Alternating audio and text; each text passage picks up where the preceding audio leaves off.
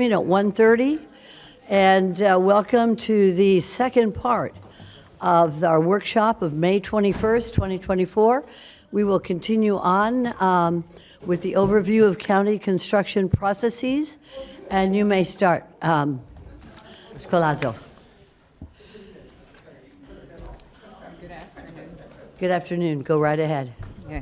So once again, for the record, Isami Ayala, Assistant County Administrator and Director of Facilities Development and Operations.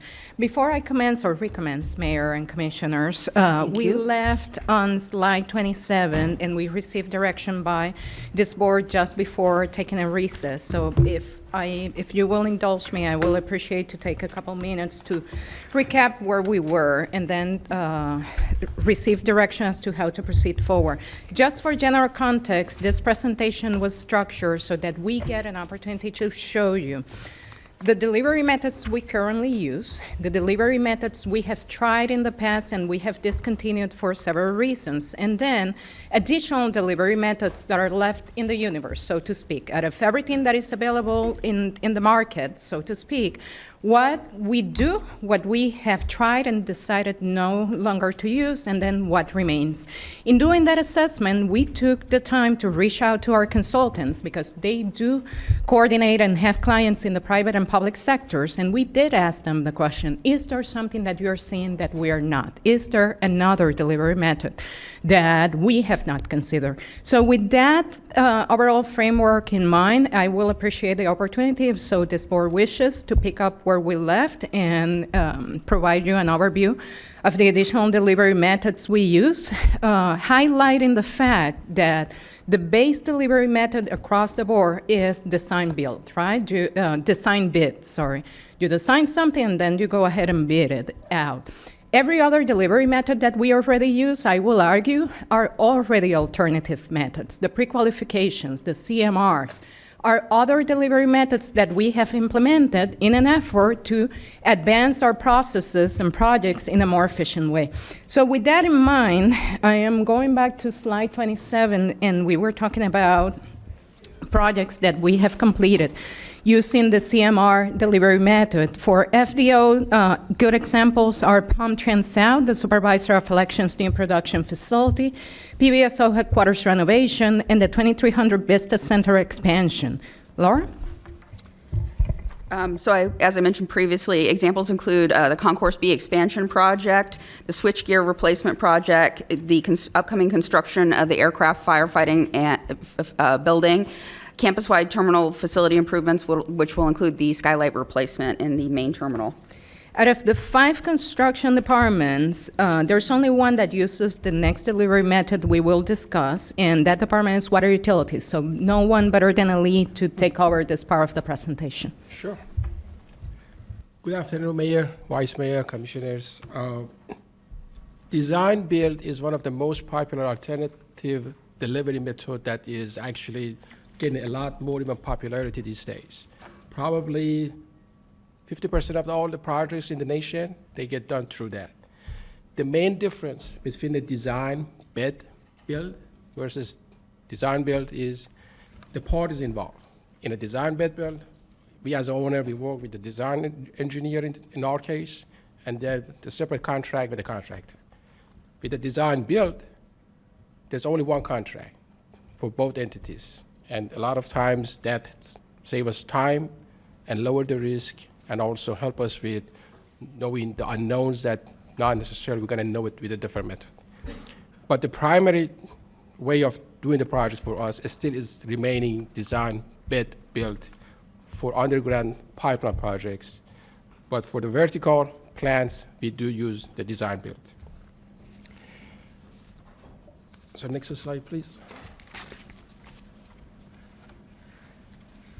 In terms of the contractual, I think the questions are, how do we manage the time and how do we manage the cost of the projects?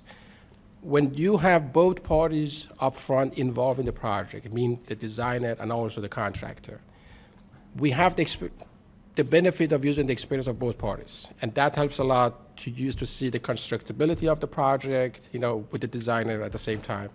And then that translate down the road to less of a change orders, less of a, additional costs and things like this. Next slide, please.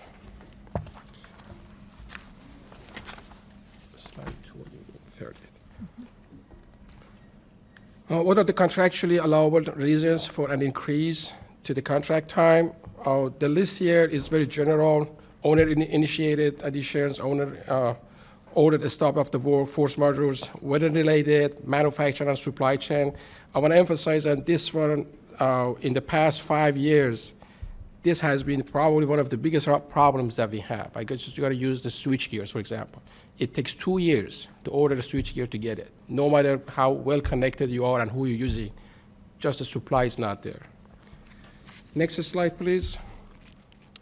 So in addition to design build, we also do progressive design build. I think the main difference between these two, there's a lot of similarities between both methods, but under the progressive design build, we have the off-ramp option, and that means that we start working with both parties through the design, we put the drawings together, we get close to 90%, 100%. We do the bidding on the project. If we don't like it to continue with the same contractor, we have the option to go out and bid the project publicly. So we've been using this method for the Green Cave Phase 2, and so far has been great. It's an open book process. Everything gets bid. We have access to all information, but at the same time, there's only one party that we need to talk to.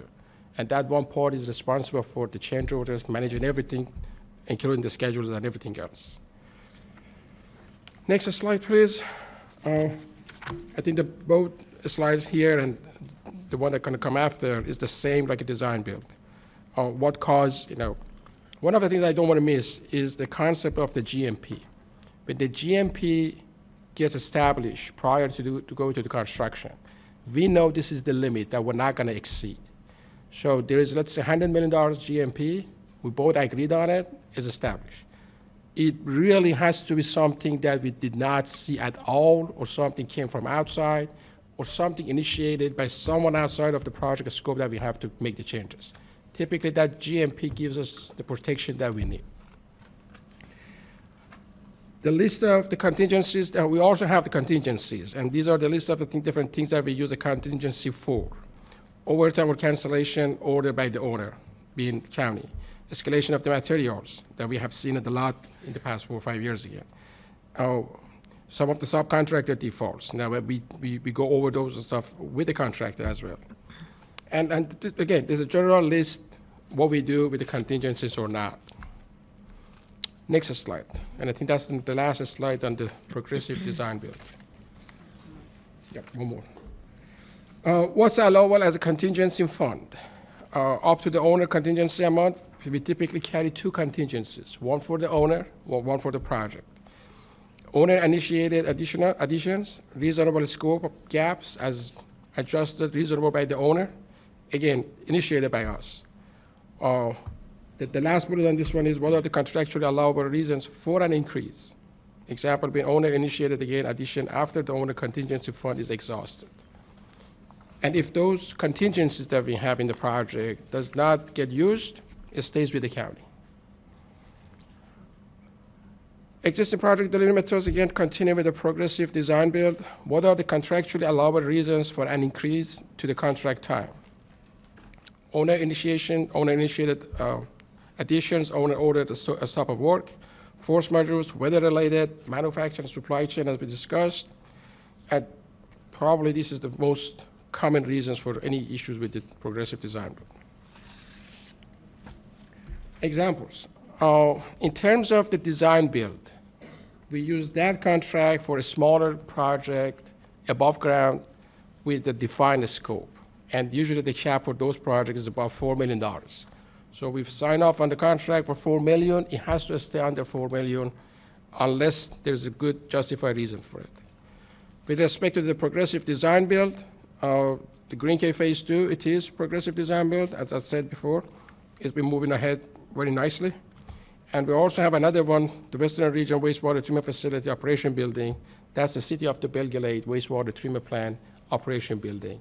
We did receive about $8 million grant from the state for that project, and probably our portion going to be about $4 to $5 million. We're developing the GMP for that project as we're speaking these days. If there is no any questions on alternative delivery methods, I will pass it to Mr. David. Ms. Collazo, we do have a question for Mr. Bayat. Should we do it at this time, or should, is that a fine? Okay, very good. Commissioner Baxter, you're recognized. Thank you, Mayor. Hi, Hallie. How are you? Good afternoon. So I wanted to ask a quick question. So the guaranteed maximum price, it says it's set somewhere, it looks like on this time, is this somewhat of a timeline? So we're looking at the purple that was up there? We typically set up the GMP, the guaranteed maximum price, somewhere up between 60% to 90% of the design. I guess what I'm asking is from, what are the approximate timeframes? From the CCNA, it looks like it starts, and then if you go towards the middle, you know, guaranteed maximum price is set. What is the, what prompts that to be set? Sure. For us, it's about 6 months to do the CCNA portion. It's a qualified selection. We do the advertisement, RFP, and all that stuff. When that's done, and we have a team under the contract, probably we get to 90%, 60% within a year. So 18 months from the concept to have a GMP for the project. And then after that one, about a year to two for construction. Why does it take so long? For the selection process, Yeah, for a contract to be awarded. well, typically we have advertised for 60 days. Okay. And after all the process, the planning is done, we advertise for 60 days. That's 60 days within itself. And then it takes 2-3 months for us to go through the 2 steps process. The first step is to do the shortlisting. Depending on the project, if we get, let's say, 5 different companies, we shortlist first, we bring the 5 to 3. And then after that one, if you're only selecting one, we take it to the next level. That's the selection step. We take from 3, and they all come and give a presentation, and we select one. So that takes another 2 months. Forgive me, Ally, could you Sure, I'm please sorry. say that again? Sure. You know what, speak right to the microphone. Yes, ma'am. There you go. So Now we hear you. Good. I understand, and I have the habit of going too fast. I'm sorry. Probably an engineer. Apologize. So going back to the beginning, for the RFP, it takes 60 days. Anybody that has interest, it gets 60 days of advertisement. When we're done with that part, depending on how many proposals we receive. Let's say we receive 5 proposals. The first step is to shortlist it. That takes about a month or 2 to do the shortlist. We put a team together to say, out of these 5, we only selecting that 3. And then after that one, the next step is the selection, the actual selection for final contractor who's going to be. That's another month or 2. And then the 3 companies, they all get their chance to come. And a lot of times, those times we adjust it based on the request from the parties that they go in after these projects. They want to have all the bosses to come here to say, we got the support or things like that. So we give them a little bit of flexibility that everybody get the same time to be able to bring the best team to the Palm Beach County. So when they come here, and then at that point, we have a selection done, and then we notify the board about the results. And then about 2 months process is our process to push out the final results. So 6 months, less or more, to hire someone. Would you mind if I kind of, Please. how I followed this? Sure. So you're saying we have an RFP out for 2 months? Correct. 60 days. Let's do that. Okay, then it is short, it takes 1 to 2 months to get a short list. So if we start with 5, we'll get to 3 or so. Yes, ma'am. And then once we have those 3, it takes another couple months to 1 bring or it to the 2. board? 1 month typically, not more than that. It's shorter than the first step. But at the minimum, we would like to give them 30 days to 60 days that they can prep for the presentation, For a final presentation? final presentation. Okay, so, and say it takes 6 months to get to the final, 4 to 6 months, let's say, to get to this final presentation. Correct. Then how soon is it awarded after the final presentation? Then we gotta start to negotiating the scope with them. At this point, we don't even have the contract yet. So that process depends on the job size, depends on how ready the scope is or not. It could be a month to 3 months. For us, typically, again, I can't speak for all the projects, but usually we try to do it within that time frame, if time allows, and then we bring it to the board. After 1 to 3 months. I just feel like there, and again, this, just questions, so forgive me.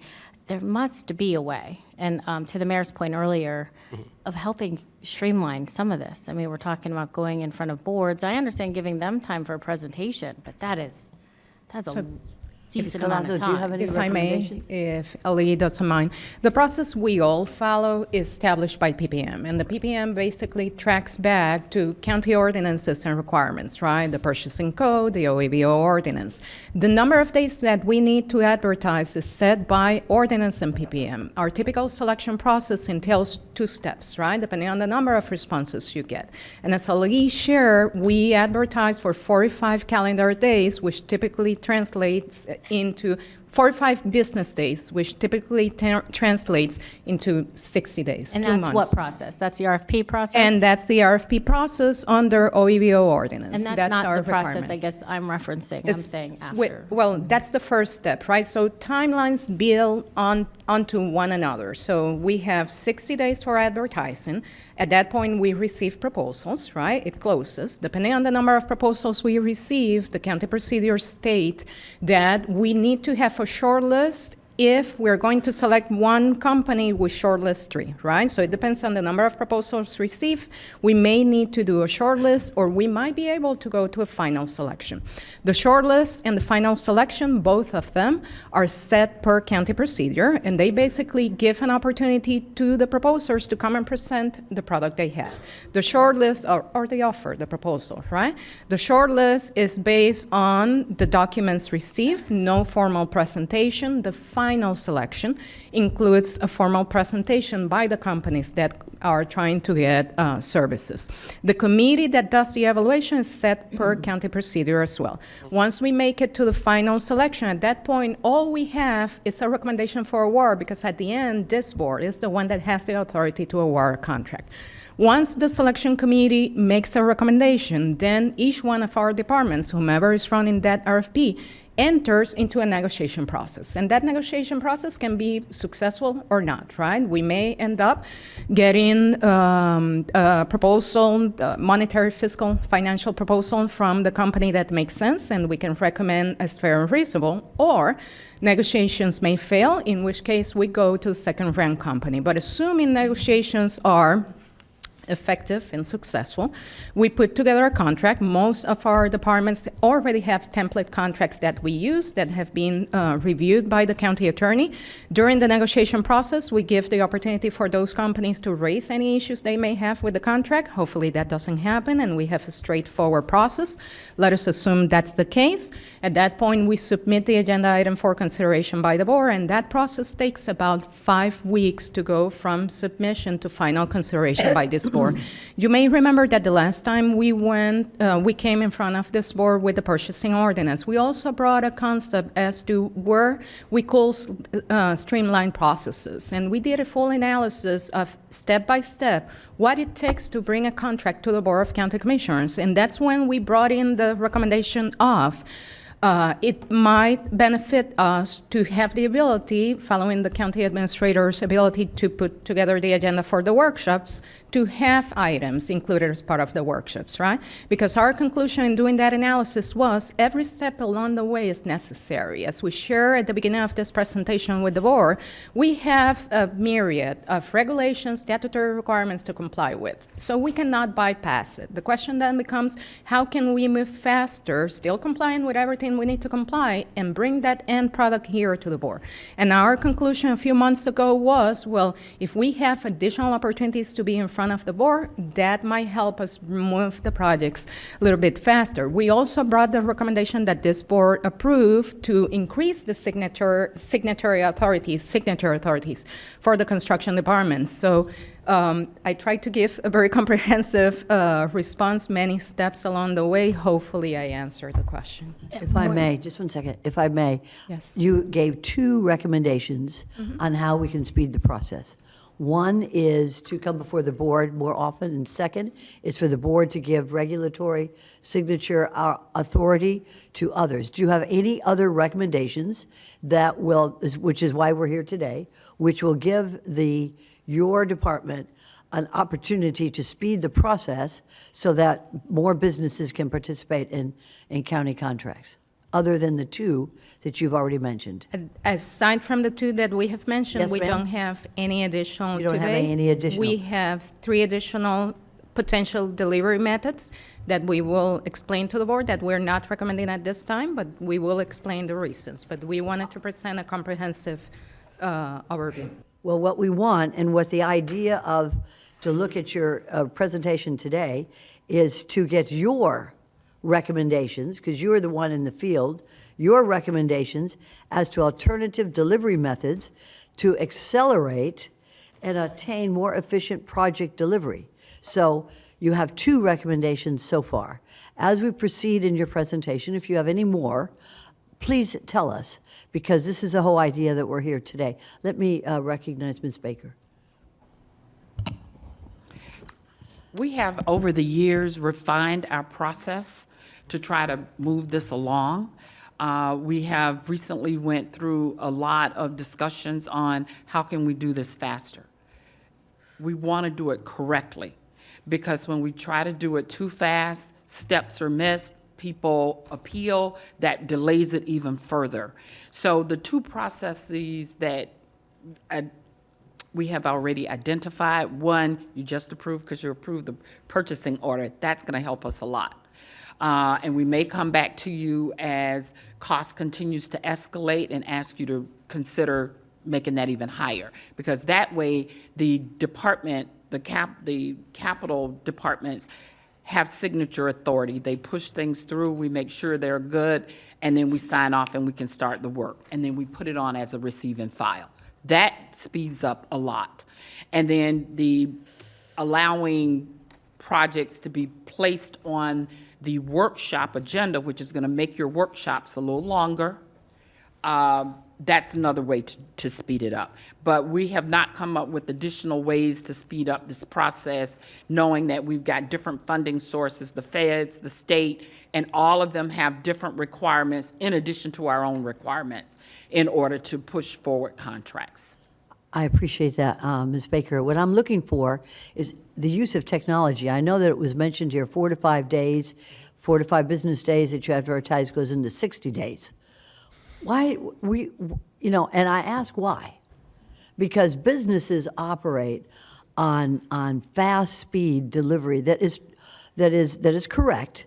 We have an additional layer of being transparent, which is difficult. However, can we not speed up this process of contracting with the county so that businesses can more businesses in a transparent and correct way? I mean, we're not the only business out there that contracts with subs, but what we need to do with the additional layer of having it transparent is to be sure that we use technology. And I don't see any use of technology in, just one second, Ms. Kolatz, because this is a workshop, because maybe we, and I'm looking at my colleague, can help the county get a little faster, a little more 21st century in processing these contracts. Commissioner Woodward, you're recognized. Thank you, Mayor. I was going to save this part of the conversation for when we tackle the binder that Vice Mayor has given us, but in that binder, there's copies of contracts that people who want to do business with us have to fill out. And, I was wondering about that in the process because it's lengthy. There's considerable amount that anyone who wants to bid work with us, that they have to go through. As part of this 60 days of out to bid, is that part to give them time to get through all of the requirements that we have? And how many of those requirements are us versus state or federal statute? If I may, couple comments regarding the number of days. It comes back from ordinance, right? So the reason why we advertise for 45 business days is because we are required to under county procedures. Yes, it allows the companies an opportunity to review every single document that is part of that bid. And the logic behind the number of days is to ensure that bids are out there, publicized and transparent, right? That large and small businesses get an opportunity to see what the county is competing and trying to retain services for. So that's the logic behind, at a higher level, behind that number of days to be on the street. Regarding technology, you may remember that as part of the purchasing ordinance, one of the revisions we proposed and this board approved was automation permitted, right? And I think that had us all, and still has us, very excited as to the possibility of transitioning many of our processes into an electronic format, right? Before and under the current ordinance is not authorized. We're moving forward that way. The ordinance that this board approved during the last meeting will come into effect in 6 months. So now we have a path forward to be able to implement other technologies that will facilitate the process. If I may follow up. Go right ahead, it's a My- workshop. My question about the days, the 60 days, is that just a blanket 60 days, or does it matter by project? Because I can understand the Green Cave, like, that's a significant contract. We have other contracts that may not need that type of scrutiny. Is there a difference at all? Let's talk about our annuals. Why don't we explain the annuals? Because that does speed up our process. 100% agree. The difference with the annuals is that we already have contractors pre-qualified. We still need to advertise. The base is the minimum that we share, okay? So that's where we start. With contracts that are already in place, pre-qualified, we're saving all the time of doing the evaluation of the qualifications of that company. So we have contractors that are already under contract, and we can just go ahead and issue a work order under those contracts. And that goes back to the concept of what other methods we have been implementing historically to try to move faster to the process. That is one. The CMR is another method because you're bringing the two components of the design and construction together. The trade contracts, where we, rather than having a general contractor do a plumbing work, we are going just to the plumbing companies or just to the HVAC companies, and we already have them under contract, and we're doing specialized work targeted to those trades, are means that we use to move forward the projects faster. So the annuals don't have to go for 60 days? You can issue task orders? We still need to advertise it. 30 days is the base standard. We need to keep it open as well. So the fact that you have some annuals already pre-qualified doesn't preclude others from joining. It goes public as well, but you already have a group of those that are pre-qualified and ready to bid, and know our processes, know our forms. They already have contracts. So what we bring, that's what this board usually sees the work orders, right? Which is a simplified document because the contract is already on file and they already know the processes to And follow. all 5 departments have annuals? The one that uses annuals is FDO, and it's a function of the type of services we provide. Different, and ARM does as well. So different to other missions, since we're serving everyone, it aligns, it's better suited for the type of operations we have. Deb, on your work, you use them for? Most of a lot of our beach and dune work. And so we like to have those annual contracts ready to go to be able to issue task orders as needed for emergency work or materials of opportunity. Those kind of things come up. So we have found over the years that that is the best vehicle for us to most efficiently get contractors on board. May I add to it? For water utilities, we do have 13 annual contracts, and that significantly lowered the time. What I provided was on a large project like Green Cave with $100 million, but with the annuals, we select them for 3 years, so the advertisement and everything is done up front. So we go to them as needed, but there is a cap with the annuals. We only can do $4 million of construction with them. But that's good enough because I have 13 of them, so it covers all the different skill sets that we need. And then I'd like to add, under engineering, a lot of resurfacing is done with annuals. We have 2 current resurfacing contractors. Capacity of that contract is about $50 million. That contract is ready to expire. We've done over the past year, 2 years, about $35 million. We've got a new contract we're presenting to the board with 3 new vendors that will be recommending to the board for approval. But those are task orders. They have 41 unit prices, and so we'll issue a scope of work to that contract based on the unit prices in terms of lane miles and how deep we want in the mill. And then once that task order gets finalized, if it's below 200,000, we will issue it, basically with my authority. Above 200,000, we'll send that to the board for approval. And that actually transitions us to the next delivery method, which is unit prices. So with unit prices, you have a set price for a given commodity, type of service, and then you have a number of contractors that have already set unit prices to deliver the project. That's a little bit different from the annuals, from the HVAC contract, for example, where you have a company that is pre-qualified and your scope of work is changing depending on the work you're doing, but that company is already pre-qualified. So they bid on the project and we keep going. Hopefully that's clear. That's why we try to break them down by method, because each one works a little bit differently. So unless there are additional questions, we can We transition do, to we have unit. additional Yeah. questions. This is a workshop, and I encourage the staff as well as all of the commissioners to ask these questions, because we get asked all the time by businesses and by our constituents. So this is a good time for us to have this dialogue. Commissioner Baxter? Thank you, Go right Mayor. ahead. So clearly, annuals don't seem to be the problem. We can plan for them, we know they're coming, so on. But what I guess we are referencing are projects that this board wants to complete that aren't part of an annual basis, that are continually coming up. And so that is, I guess, where most of my questions are coming from. We have a serious problem when projects are delayed, especially right now with inflation. So what starts out at one price, and because of our processes and our policies, because you said it's a county policy for these requirements, it's taking, let's say, approximately 6 months to get there. That's an extensive amount of time with pricing and availability and products these days. I think some, I don't know what the answer is, but to the mayor's point, we asked for your opinion on the best way to make these policies or our process more efficient.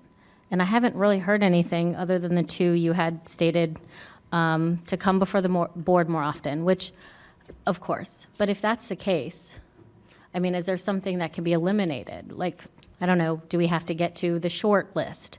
Can we just say, all right, under a certain amount? I'm not saying I want to start with 20, 50 projects and not get to a short list.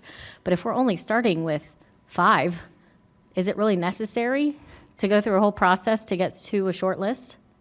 That's a question. So, may I? Yes, a couple comments to that, and my colleagues can add obviously as they deem appropriate.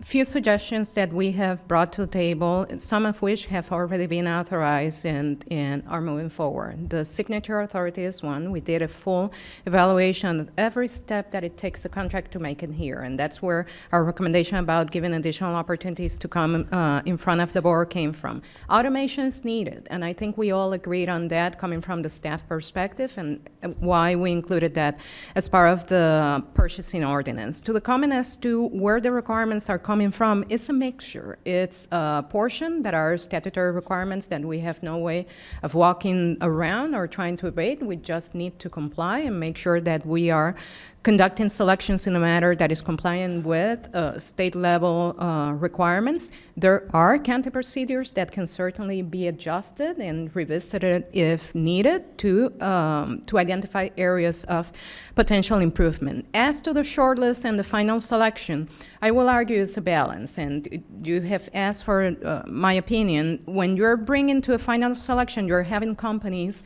prepare and come in to provide typically a 30, 45-minute presentation, right? And staff, and it's a comprehensive committee that has many of the colleagues sitting at this table or our designees, are basically setting aside a day or two to just listen to presentations and conduct an evaluation.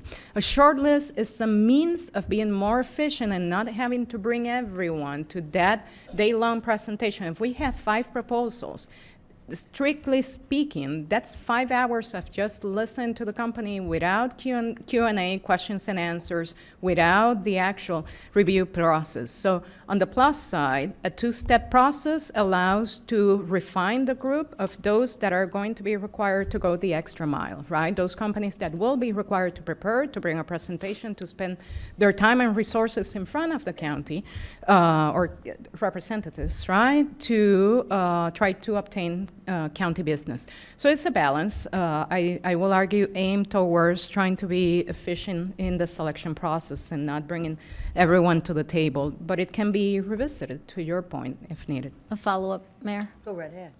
Would it then be possible, because we have to do this in our agenda reviews, if there needs to be a short list of, maybe they present to us on our schedule, and then we bring it to the board, and, have that discussion in public. The that selection possible? process? It's an idea. I don't Okay. know what the downside would be to that, but just, that way we're not stuck. Let's say if we want to meet with all these people, we can do it on our time, but then we get the information and we come here, we have them give maybe a shortened version. That's exactly what we do for most agenda items. The board doesn't, and I may ask support from county attorney here, from Attorney Mike Jones. The board typically doesn't see all proposals that come through a selection process. They see the one that the committee is recommending at the end. We do have, Let me interrupt you, I'm sorry. Yeah. Why don't we? Can we?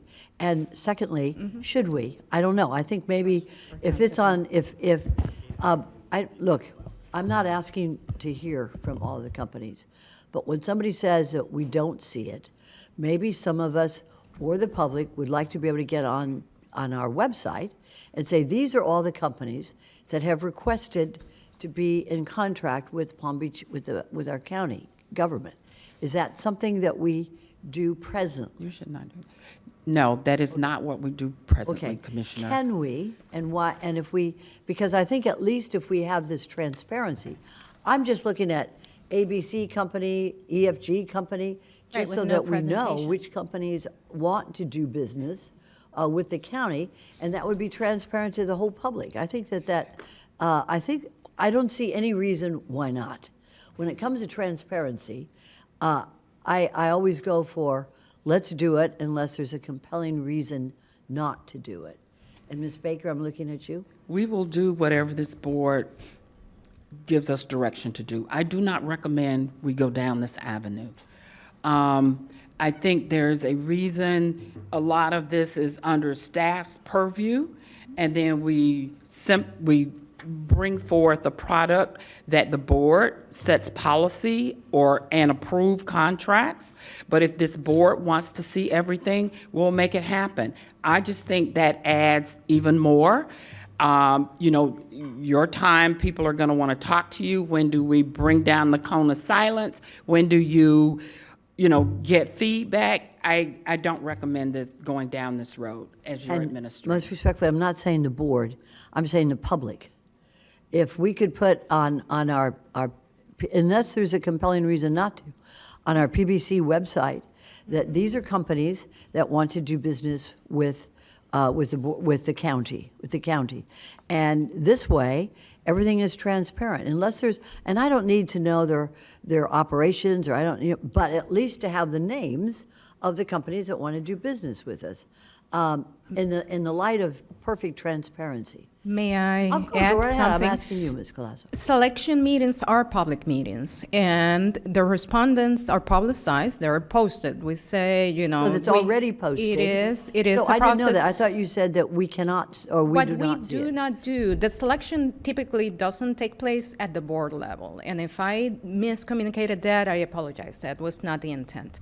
I thought the question was going through, can we bring those proposals here? No. The question is, right now, is can the public see a list of companies that are coming before staff to get construction contracts? And the answer to that is yes. For Okay, so every we're going to RFP, do it we then. do that. And it's Well, already on or It's not? already there as a part of the short list, as well as the selection Final, committee, the yep. final selection committee. If the board wants us to put up a list, as opposed to people having to go through the process of the short list, because we do keep minutes, along with the list, we can definitely, anybody that submits, we can put up a list for that particular project. We can do that. Now, that, again, add more work in addition to what we're already making public for staff. I have limited staff. We have a lot of projects. We have over 600 projects just in FDO. That's not including the rest of the departments. We have limited staff. We are swamped with work. It's not that we're not. And so every time I have a selection committee, I've got a group of folks that sit on that selection committee, and something in their area is not necessarily being done that day because they're spending time.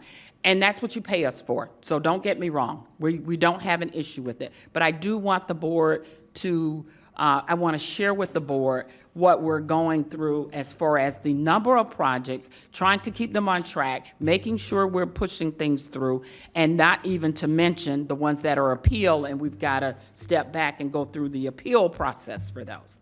So everything we do is transparent. People are allowed to come sit in the selection meetings to hear what's going on. It's all public, and we advertise them. So we actually do that work. But if you want us to put down everybody that responded to an RFP, we can do that. I appreciate it. Thank you so much. Commissioner Baxter. Thank you, Mayor, for the follow-up. How many times does the selection committee meet? And typical process without any issues, twice, shortlist and final selection. Forgive me, I should have been more specific. A week, a month? How often? It is a function of the RFPs on the street, and each one of our departments is running its own processes. So I cannot tell you every week. We have multiple RFPs going at the same time, and meetings are being coordinated. So selection committees are potentially happening Every daily? week.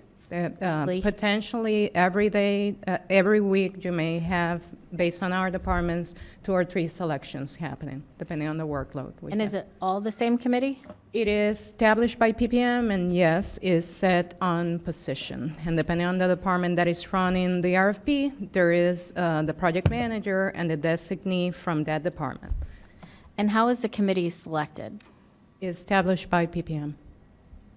I mean, who puts the people on that committee? The PPM actually reads, and I'm going here from memory, county engineer or its designee, office, director of the Office of Equal Business Opportunity or its designee. And there's a list for shortlist committee and there's a list for final selection committee. Meaning to say the members of the committees are preset per county PPM, are established. And again, these are ideas, not end all. Question, would it help if we had, we have a lot of departments and a lot of different projects, to the administrator's point going on, would it help if we had specialized committees for the departments that says if an airport project comes through, this is the selection committee. If there's this roads projects coming through, this is that selection committee, to then maybe make it less burdensome and help? That is already what the PPM establishes. So the PPM reads, here's your base committee, and then it has like 5 different sections, and it says for airport projects, here is the additional colleagues that join the committee. For FDO, here it is how it is So it's not comprised. one committee then? The base of the committee is one. Members that you're going to see in every committee: OEBO, county attorney, representative from county administration. If my colleagues can help me, I'm going here. Water utilities for yours, but base projects is engineering. You always have Steve Carrier sitting there. OFMB is contract management. Right now it's Brenda Sanashko. It used to be Erwin Jakobowitz. OEBO, those are base members, and then depending on the department that is running the project, you get the project manager and the lead from that department. So in FDO, for example, it will be Fernando Doldago, the project manager that is responsible for the project, and then our user department. So if I'm building for community services, I will have someone from James Green group sitting on that committee. For airports, Laura, if you can give one example. It would be generally myself, Gary Sypek, our development director, Cindy Portnoy, including Steve Carrier, and again, the standard folks that come to all of the selection committee meetings. So you have a group of colleagues that are base level, right? They go to every single selection because they're set by PPM. And then also set by PPM, you have another group of colleagues that are a function of the department that is running the RFP. I just think today a better use, this is amazing, and so I want to say thank you for putting this together, but maybe bringing those PPMs that we are setting to us with ideas of some more efficiencies was, I think, the ultimate goal How do we make within Florida statutes, how do we make our PPMs more efficient? Instead of me throwing out ideas that clearly I'm not the expert, and I don't claim, but that's what we rely on you to bring to us. So if I may add, and I think it's just a matter of how multi-layer this topic is. A few months ago, we submitted a memo to the board with the CCNA process along with the PPMs that support the same. We have, in the past few months, provided as well a staff report on different projects which included the PPMs, right? So we have been trying to bring the different pieces together. I think this is the last one we had pending, bringing all the different components together. But we'll gladly address PPMs as a separate subject if needed. We have been bringing them step by step through different efforts. I think at the beginning of the presentation we share is a multi-layer subject, without doubts, right? And it has input from many sources. And what we were attempting to do today was to bring them together and show the full picture. And thank you for putting this together. I haven't really, other than the two things you stated, haven't heard regulatory authority and the other one come before the board more frequently. I don't mind coming before the board more frequently, but does that get to us, how much sooner does that get to us then? When we brought the topic before, it was a matter of having an additional 12 opportunities throughout the year to bring additional comments. There is items, sorry.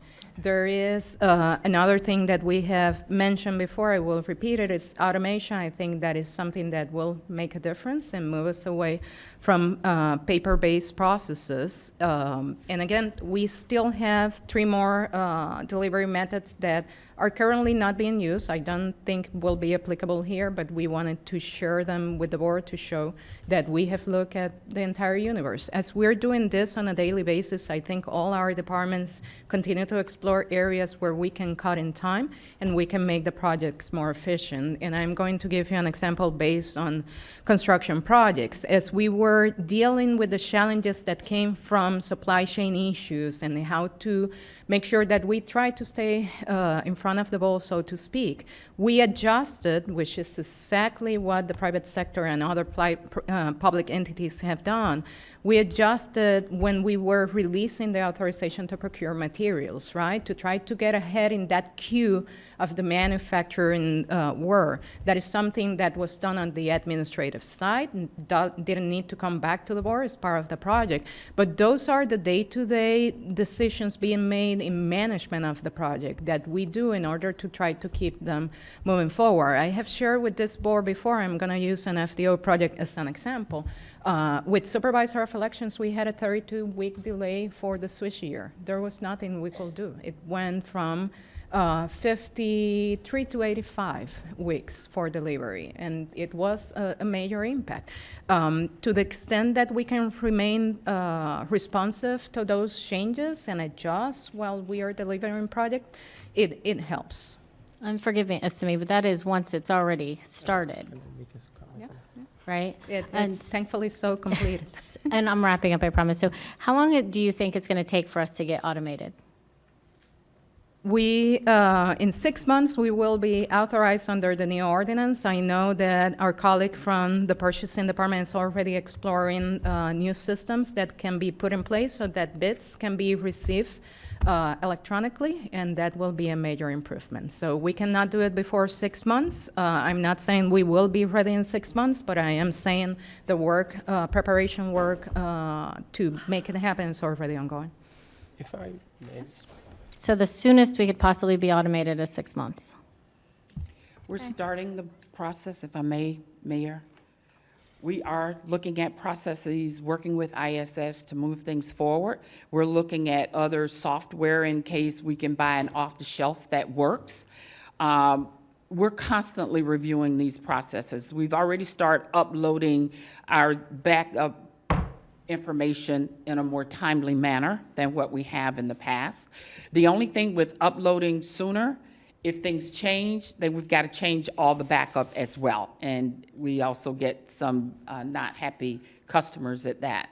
But we are working toward it, and we hopefully when the 6 month hit, we're in a position where we can turn on a switch and start to move forward.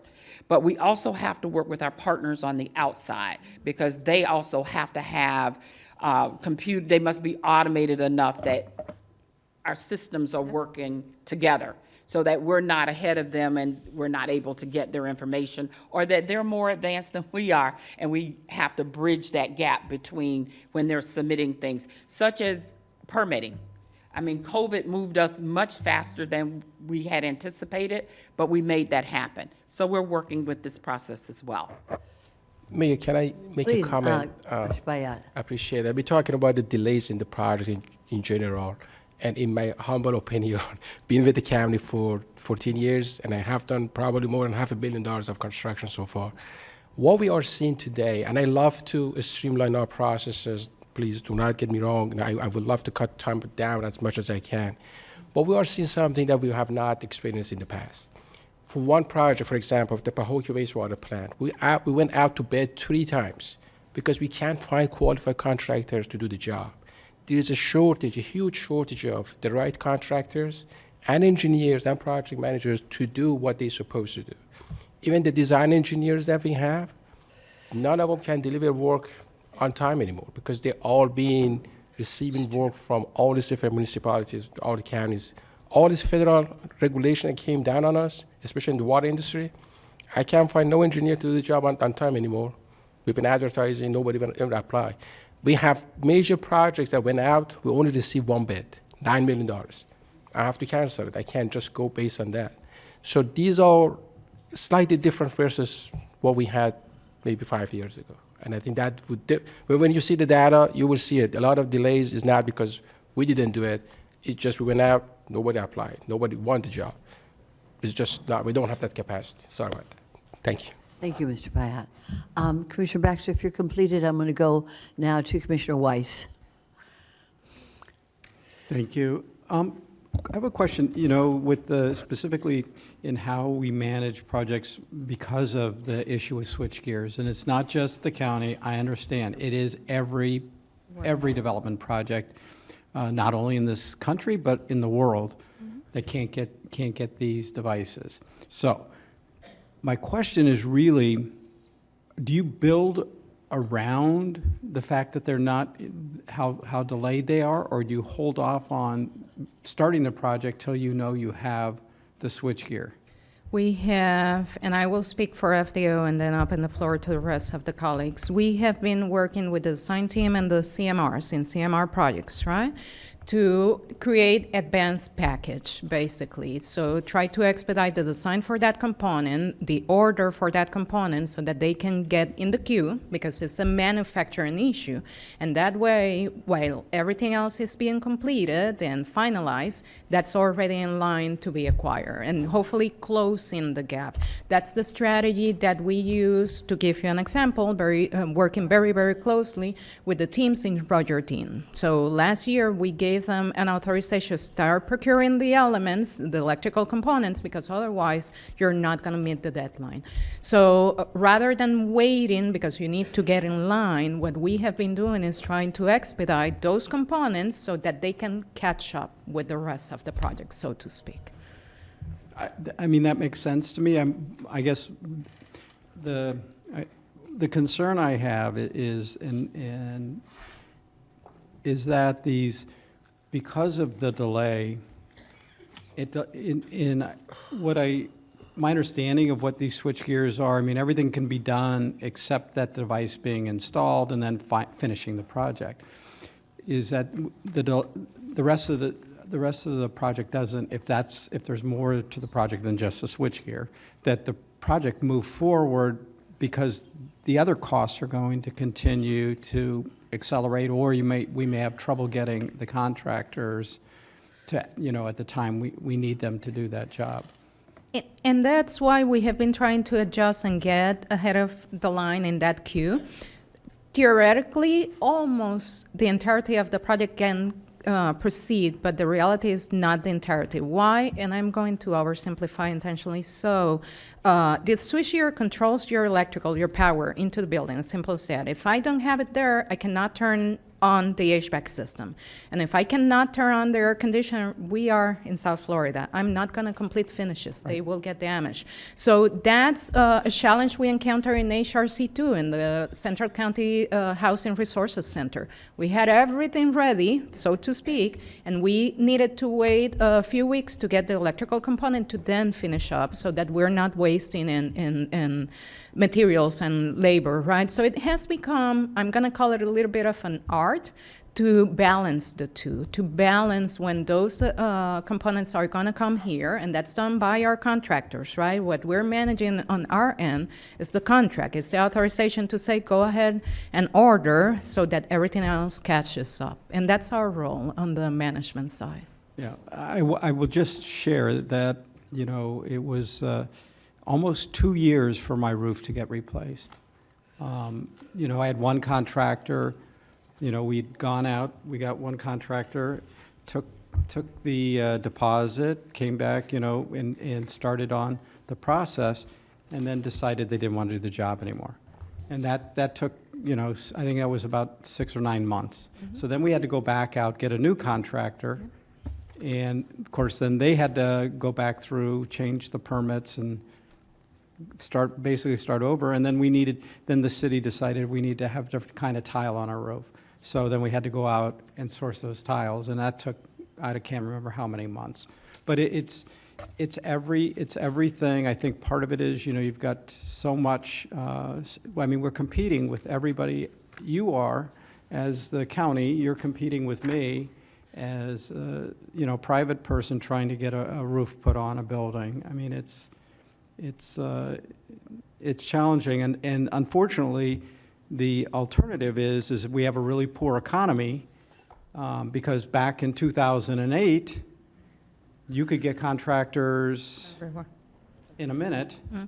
And in fact, you know, there were people lined up, and now today we can't, you know, because there's so much work, they can, you know, it's a supply and demand issue. But we don't want to be out of balance either way. I mean, that's a challenge. And they don't want to grow too big, because they went through what we all went through in 2008, where they got too big, and then they had to cut back. And there is another variable, if I may mention, if you allow me, that as staff, we do have a responsibility to recommend prices that are fair and reasonable, right? And sometimes demand drives prices, right? So I think we all may have been in the position, I know I have, where I have bid out a project, my staff has, and when those results come back, it just doesn't feel right, right? So at that point, we say, okay, we're rebidding this. We review everything because they might be too high, right? And we feel that after doing the entire analysis, we cannot recommend that as fair and reasonable. So it's a matter of striking a balance between all or amongst those variables. The other thing that I would like to share with this board, I think we all, on a daily basis, and my colleagues can correct me if I'm wrong, we do constant benchmarking and outreach with our peers, right? And it's kind of the conversation of, what are you seeing that I am not? Do you have any other alternative that you are taking and using and putting into effect that we can consider as well? And especially we tap into the management firms, that project management firms that we have under contract, because they're here to provide us services, right? And they have the benefit that they provide services, some of them state level and others nationally, right? So we have directly asked them, what are you seeing in other places? What other tool can we bring to Palm Beach County to try to get ahead of every other variable that we have in the market? That's an ongoing exercise, right? It's not, those are the day-to-day details that typically don't come in front of the board, right? But that we're juggling with on a daily basis, trying to make sure that we're hitting the expectations and bringing a product that meets what this board expects from county staff. Thank you, Commissioner. Commissioner Woodward, please. Thank you, Mayor. I think it's important for us to go back to slide 9, 9? please. I was going to save this for the end, but. We're almost at the end. Okay, I can't wait that long. We have to. You have listed here, and I know the list is not comprehensive, which is important for all of us to understand. There's 16 Florida statutes listed and 5 Palm Beach for us. It just, if you go and look at the very first one, just pull it up, 255.103. On my phone, it's lengthy, and I've counted, I believe, 17 hyperlinks within that particular statute that refers to additional statutes, that refer to additional statutes. This entire system, and again, I'm bringing up the binder, the wonderful binder that you gave us. When I read through it, sitting in my living room, I actually looked at my husband and was like, why would anyone ever bid with us? And it's not necessarily because of us and decisions that we make. These are decisions that are put onto us, which means all of the processes and procedures we have to put forward by law above us. Honestly, don't know how we get anything done. And I agree, we should find a better way, but is it even within our purview to do so? Because we are bound by, I don't even know, this is not a comprehensive list. Even just going on here, like I said, 17 additional statutes within the very first one that is listed as construction management. So my only hope for this moving forward, we keep talking about technology, and if we can get ourselves to, it's going to take something like an AI, where we could have a closed system, a firewalled system AI, where we can put all of this into it and help us manage this. And then, same thing for our contractors to be able to manage through this, because it's overwhelming. I read the whole binder, thank you for that, and completely overwhelmed. I don't know how you ever get anyone to bid with us. And those who do bid with us, thank you. Please continue to do so. But this is overly complicated. This is a complex system that has been made complicated by rules that we don't decide on. And I'm just going to put that out there for all of us. We should understand what we're having to navigate, what you have to navigate. And contractors out there, if they could go to the private industry and bid, I don't blame them, because they don't have to, they're not bound by the same rules that we are. And that's my last thing to say about Tallahassee. I did have one question, though, on the, okay, well, yeah, pile on to, where's Mr. Bernard here, so our commissioner, we can make sure he's listening. If he makes it to Tallahassee, he should be listening to this. Better. However, on slide 10, you do have listed about, I was looking for, we have the Prompt Payment Act, which we talked about making sure that the payments are there. But I know there comes a time where we may need to assess liquidated damages. Is that allowed in the statute for us to have time to go through? And our contracts provide for liquidated damages. It's part of our standard contract, and yes. But to get to that number, because as I understand it, when a contract finishes, they're going to tell us all of the reasons for the delays, the states of emergency, the supply chain issues, there was a hurricane over on the West Coast or something, all of this stuff will be counted and gives days added to their contract. How much time do we have to go through and assess the legitimacy of the claims? Okay, so prompt payment applies when pay application is received. So in very simple terms, and county attorney, please correct me if I am mistaken, it basically says, county, once you receive this payment application, you have 30 days to issue payment, okay? Liquidated damages is something that we calculate at the closeout of the project. And under our contracts, as a standard, as a contractor, when you are requesting or applying for additional work, change orders, and the like, you are required to bring compensation and time at the same time, right? In the same document. So as we're moving through that project, we know if you, contractor, are behind the schedule, if you're delayed, and we're tracking those days. As we make it to close out, that's the final reconciliation. At that time, we already have the dollars per day set. So at that time, if you're 30 days behind, we multiply and say, okay, here are your liquidated damages, is $2,000 or whatever it might be in total. Yes, we handle at the end of the project every single request that anyone can bring to the table, and I'm saying that with a smile. And when we bring change orders or any type of recommendation to this board, that's the end product. it doesn't bring the discussion, the back and forth that we have had with the contractors. When staff recommends an extension, it's because it is founded in the contract and is warranted by the contract. This board does not see all those that we do not recommend, all those that become an exchange between the contractor, the design team who provides construction administration services, saying, contractor, we hear you, but this is not allowed under the contract. You do not have a right to request those 30 additional days, or you do not have a right to ask for additional compensation for X because it was already covered under your contract, or it was part of your risk if you're a CMR, or you needed to use contingency and you have completely depleted the contingency, so you don't get additional compensation. All those conversations take place in the day-to-day, and usually, to your point as to the liquidated damages, final comes at closeout, when every single request has been reviewed and assessed, and a decision has been issued on the same. So throughout the life of the project, they are giving us the delays and the reasons, so we know. It's not like at the end, here's a folder of all of our delays. Exactly. Through the project, they're required to keep moving the project. I will, and I say this out of experience, and my colleagues can please take the lead as well. Towards closing, we do get a few more, right, as we're trying to wrap that project. But throughout the project, as we're evolving, there is a requirement to submit additional days if you have a delay, to submit notifications saying, hey, I was not seeing this, but now I have a notification from my manufacturer that I may have an impact on the schedule. And that's an ongoing requirement. Complex projects typically require a little bit longer for closeout because we're dealing with quite a few documents, and we actually have a slide showing that come together to ensure that we can close out the project in the correct way. Is there a certain time they have to tell us if they're getting close to the contingency fund maxing out?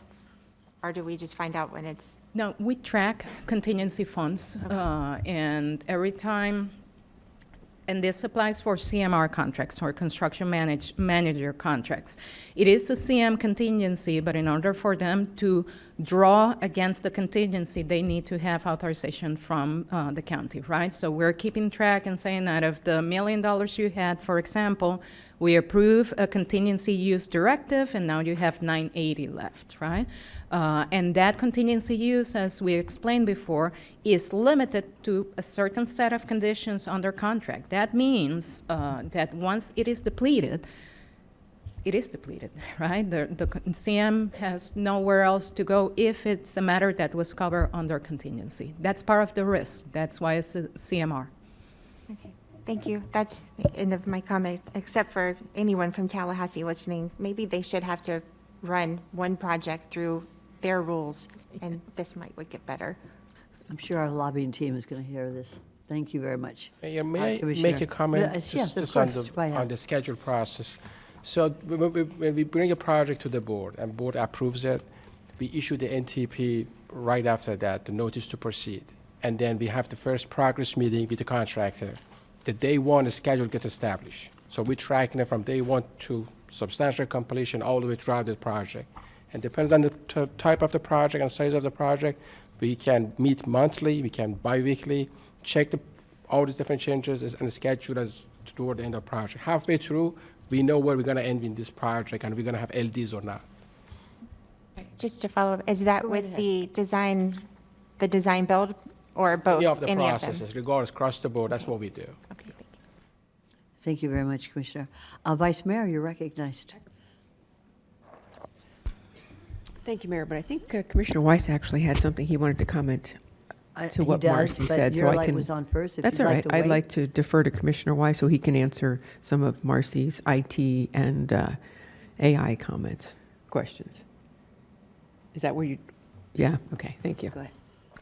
Yeah, I just, I think to understand, I mean, both when you're automating a system or changing how you're automating a system, I'm sure you've all been through it, and not sure everyone else here has, but you've got to run dual systems. You've got to run the old system and the new system, whether it's manual or whether it's automated. They both got to run concurrently for a period of time until you get the new system stabilized, and so it's a big deal for a period of time because you're having to put out at least twice as much work. I think in running, and then on the other side, and you touched on it, is if our contractors, suppliers, and vendors can't interact with our system, then it means that we're going to have to take our staff to change over what they're doing to match our system, which is going to, it complicates things. You don't get the benefits that you would. I mean, if everything was 100% internal, then you have control over it. But when you have to deal with externalities, like in the case of going outside, it can really bog you down unless they're compliant. And if you want to make this available to everybody, or as many people as possible, then you need to keep the system as simple, but because not everybody can afford to have that access to that technology. So it's not easy. And I just wanted you to know, we appreciate that, knowing that we know, so. Thank you. Commissioner Baxter, you're recognized. Your light was off, Vice Mayor. No, I, Now Barb. your light, okay, go right ahead, Vice Mayor. Okay, And then Commissioner Baxter. thank you. Thank you for saying that you are talking to other counties and businesses, because that actually was one of my questions. And, we don't work in a vacuum, but we don't know if what we're doing is right or wrong unless we're comparing with somebody else. So I appreciate you sharing that information. As for the process itself, I don't believe that the county commissioners should be part of the process in the choosing of who it is. I think that becomes too political. The final that's our purview, and I believe that's the way it should stay. As for speeding up the process, we're all for that. And it's almost like, okay, before COVID, how long did it take? And now how long does it take? Because we're in a time frame where we've never been. And employment levels are so low right now, we can't even find people to work. And you see it everywhere, whether it's construction or food and beverage or hospitality or anywhere you go, and everybody's jumping ship because they can get more money somewhere else. And so why even deal with the county when you probably can make more money somewhere else? So we need to make the process as friendly as possible. And, we can say all those words and everything like that and impress upon you that that's what we want. But I do appreciate that you do try to think outside the box, because that's necessary for us to do our jobs up here and make sure that everybody is employed and contracts are paid. And I also know from the, when there is a force majeure or any of that, and it extends everything, developers also take advantage of that too, as opposed to the other way around. Oh, good, we don't have to do anything for 6 months. We don't have to, whatever. So we are beholden to Tallahassee. And, Marcy, thank you for reading the book. I'm not sure we're going to get to it today because Mac's not here. But,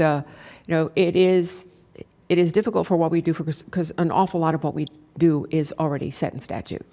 And, our PPMs need to be seen by us and reviewed by us, and that's what you're trying to do. You all are in a difficult situation, and ironically, it puts us in a difficult situation, because then we get the emails and the phone calls about how come I haven't gotten paid, and why doesn't the CRM, why can't we raise the levels of the CRM so they can stay as small businesses type of thing. So I'm sure we all are going to have a whole lot more questions. So we could probably drag this on a little bit longer, but I don't think we need to. If we do have some more questions, I will be happy to submit my own questions to you, and then you can answer the questions as a board. But also, thank you for what you're doing. This is a heavy task. Mr. Ricks, I actually have a compliment for Mr. Ricks, by the way. Let's take the compliments first. Go right ahead. Go ahead.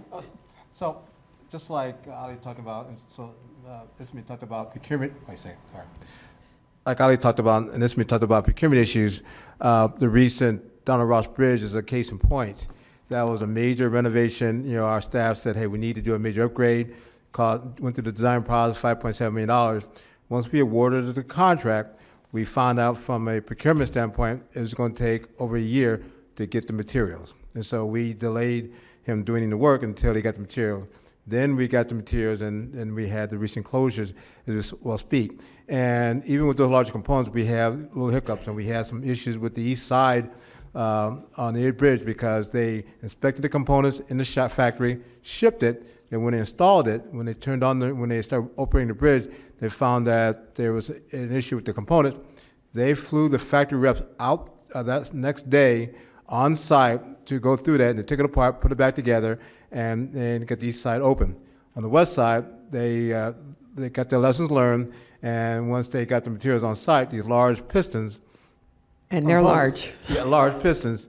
They re-inspected those components on site and then got them installed, and we were able to get it, ahead of schedule. But procurement on everything, just like she's talking about transformers and other things, it's a challenge that we had to deal with, and we just had to work around stuff. And that my compliment to you and your staff and the engineers and the electricians and the bridge tender is that you use the lessons learned on one side to deliver the product a week early on the other side. So I do appreciate that, as do all the people in the North End who, all those keyboard warriors that we heard talked about at lunch today. They have been very thankful that the bridge is now running properly on both sides. So thank you for that. Thank you, Vice Mayor. Commissioner Baxter. Thank you, Mayor. A couple questions for you. Of the statutes on 9 and 10, it looks like, are any of them within, the last 5 years or so, 10 years? Or have these kind of been standard for a while? I cannot answer that question top of my mind. Mike, any chance you can help me there? Just off the top of my mind, a couple were new, 255-0911 and 2 were new. But, I think generally CCNA and general requirements for construction contracts or construction bidding and bonds and things of that nature have been out there for a while. And so, thank you for that. And so when people are doing this daily, day in and day out, I say the mother of all skill is repetition. They probably, I would assume, have these memorized, GCs, so on, people who do this work continually. Is that a fair assumption? I will say if they have been in this business, they're familiar with them. And so how many people or contractors were applying for these our jobs? How many people were bidding on the jobs, let's say 10 years ago? That number, top of my head, I don't have it available. I can give you as a point of reference.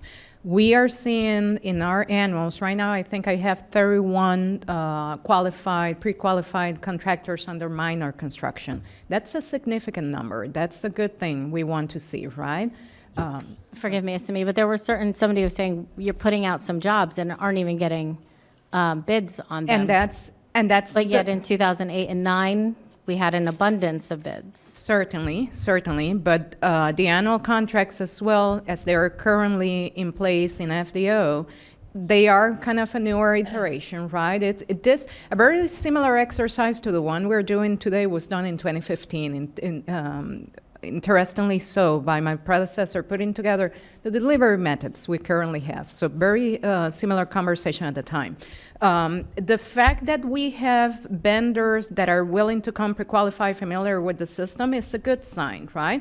Second step is bidding out. And bidding out, their response will be a function of the volume of work they have, right? So we may have companies that say, yes, I would love to do business with the county, but when the bid comes out, they already have so much work on their plates that they decide not to respond with that bid. They continue to get our advertisements because they're pre-qualified, and when time becomes a good timing for them, they submit a bid. And Ali, you are the one that brought the example. So, well, hold on, Ali. I think I don't want to keep dragging this out, so I'm trying to get through these fairly quickly, believe it or not.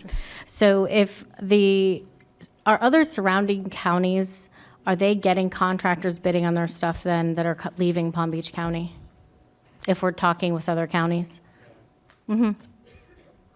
Commissioner Baxter, the issue is nationwide. There's situations, some of the counties even worse than us.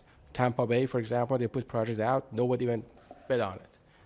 Back in 2006, 2007, all the way to 15, 16, we were putting a pipeline project, just a regular pipeline project, we would receive 5, 6 bids. We very lucky these days if we get 1 or 2. If we get 1 or 2. I guess my question is, if surrounding counties, right, are getting bids, or we were getting them back then, have we changed anything that has made it more difficult and more cumbersome than surrounding counties to where people wouldn't want to bid, that contractors wouldn't want to do business with us? And the answer to that, based on my experience and my exchanges with other colleagues, will be no. We're all facing exactly the same challenges. I have not heard from my peers anything that is different from the reality we are facing. And peers, I'm defining that as colleagues in other counties, and I'm also defining that as peers within the county. My conversations with school board, with SWA, right, in different conferences we have attended. I think we're all facing the challenges with volume of work, right? Everyone has a project out there, and everyone is competing to get those contractors. Labor shortage, availability, supply chain issues. I think we are all fighting or facing, I wouldn't like to say fighting, the same challenges. And I guess to your point of labor shortages, whether it's with the county or it's with, contractors, I think it has been a huge issue. And I wish Administrator Baker was still here because I was going to ask. This has come up quite frequently, and we're having a huge issue with people leaving the county. And I guess last time this happened was, I think, over 5 years ago, and they did a study to look at how are we comparing paying. So it might be time to kind of address that maybe again. But again, if Administrator, when she returns. Yeah, that's the Evergreen study that was done, I want to say 2021, 22, if my memory serves me well. I also believe that recently, in addressing precisely construction-related matters and technical departments, engineers were revisited engineering classifications were revisited in order to stay competitive. There is a challenging market out there. I don't think we can sugarcoat that, if I may say so respectfully. And that's why we complement and supplement the resources we have with our contract project management firms, with our own staff in-house trying to balance that workload. So now that the Administrator is here, I was just mentioning, if we're having a problem keeping employees, is it time to maybe look at surrounding places and see how we can keep them? Because if it is affecting our process and our daily ability, this is a real problem. Yes. When I became the county administrator, it was painfully obvious to me that we needed to do an overall study, which was the Evergreen, and the board approved it. So we phased that in because that was a costly study. However, COVID helped a lot of our more seasoned people retire early, and we felt a huge void. Engineers, planners, financial folks. And so we're going through that process. I've upgraded the engineers because I cannot compete with the private sector, but I got to pay them more because we're losing certain key positions to Forgive me, cities. Administrator, but at what point do we say we can't compete? Not even private sector, we're talking about the municipalities as well. I am increasing, looking at them, and I have HR doing studies that I have to support the actions I'm taking. Otherwise, you're going to get calls and you're going to ask me, what am I doing? And I need to make sure that I've got the backup documentation to support what I'm doing. So we are addressing engineers. They're short in demand, and so therefore all of us are suffering. The private sector is suffering on getting licensed engineers, which they get to pay more, but the rest of us are as well. So there are positions that we're looking at, we're upgrading. I have to play within the rules of this board. I will bring you things when I can justify it. One of the things that I look at every day is our airports department. a lot of airports are separate utility authorities. So they're paying $400,000 and $500,000 to their director. I work for a government, and I can't afford to pay that, but she's worth every penny of that and more. So those are things that I balance when I come to you with the budget, and we will continue to look at that. We will continue to review, and I would venture to say in another year, we need to do another overall study of our positions here in the county. It's costly. Thank you. Thank you, Commissioner. Commissioner Woodward, you're recognized. Thank you, Mayor. And I'd just like to say, I appreciate everything that you were just bringing up, because to me, it proves there is a group of contractors or businesses who are well-versed in how this system works. But I don't believe whenever the private sector is our competition, that number's not going to grow. Why would they invest in trying to figure out how this works when they can bid private work and get the job done, and it's a different process altogether. So I mean, we have to kind of realize who our competition is, with getting new contractors to bid with us. And we do have a limited number of contractors who know how to work within the system. I don't see that number growing until the private sector dries up, and which means, that means hard times in a lot of different areas that none of us want to think about. But that type of a recession is honestly what I think it would take for us to build up what we're asking for. And with prices, even if prices are the same, if the private jobs pay the same as what we're willing to pay, but the regulation is way less work for them, they're going to go the other direction. And even ones who are well-versed in our system, if they have the opportunity to go for a private sector job, they're going to. So that it's just, I don't have a solution. I don't really have a question. I just kind of want to put it out there that I feel we need to understand the reality of what we're working with here, that the system itself, I believe, is our biggest hindrance. May I, if I may, Of course, go right ahead. Thank you. I think there's another step that is often overlooked, but it's part of the process, and it's part of what contractors sign up when they bid on a county project or a government project, I will say. You're done with the project, you close out the project, and then you're subject to auditing, right? That's very peculiar with public contracting. That's not the norm in the private sector, right? The private sector may go for an audit if there is something that looks maybe a little bit off point, but with government, it's a fact. So there is a requirement to keep files and records for 3 to 5 years, and at any given point, you may be subject to go back and reopen that entire project to look at every single detail. And I will argue that's okay, because we're government and we're dealing with taxpayers' money, right? But it adds to the complexity of what dealing with projects is, and why we say we need to dot every I and cross every T. Thank you so much, Ms. Classo. Ms. Baker. I don't want to frighten any contractor that's out there listening. Don't. I'm going to turn your light off right now. So I want to make sure that they know we appreciate them, that we work with them. If there are issues, it starts at the department level, it makes it up to my office. We resolve those issues as much as possible. So we want to continue to work with our private sector partners. We want them to know that we're looking at processes every day to try to streamline what we can, but stay well within the law. So I want them to know we do want to work with them, and they can always show their grandchildren the projects that they worked on in the public sector. Excellent. Commissioner Woodward. Thank you. And I'm glad that you said that, because another point that was made to me by a contractor who does work with us is the county will always pay. Yes. So that just, Oh, yes. we're statute bound, we have the money, we will pay you. So you don't have to worry about not getting your check too. This is an excellent workshop, because I think that every contractor out there, or every small business contractor, should look to us to want to do business, because this is what this whole idea of this discussion was programmed for. And I want to thank my colleagues, but I especially want to thank staff. And I just want to just refer to page 44, which reminds me of my third grade classroom. a couple of years ago. We need to make sure that we have a laptop on there somewhere.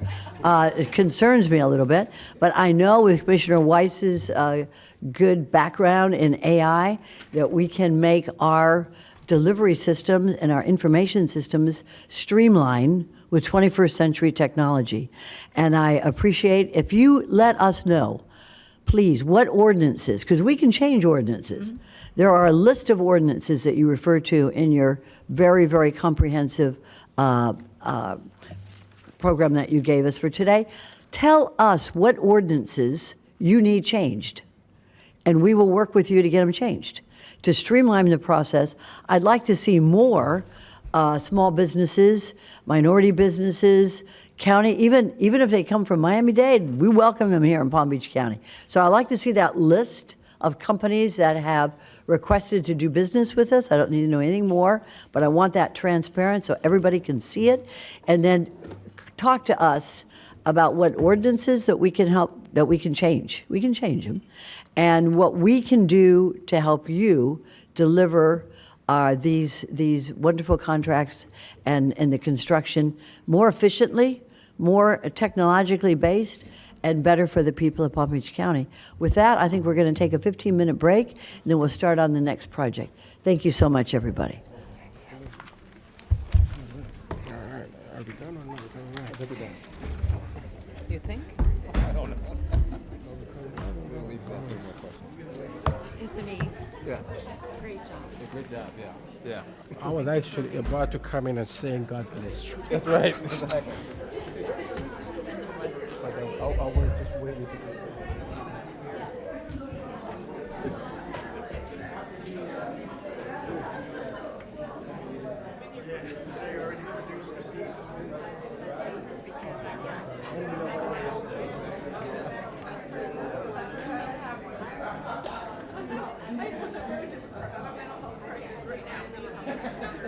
Staff, thank you very much for all the hard work.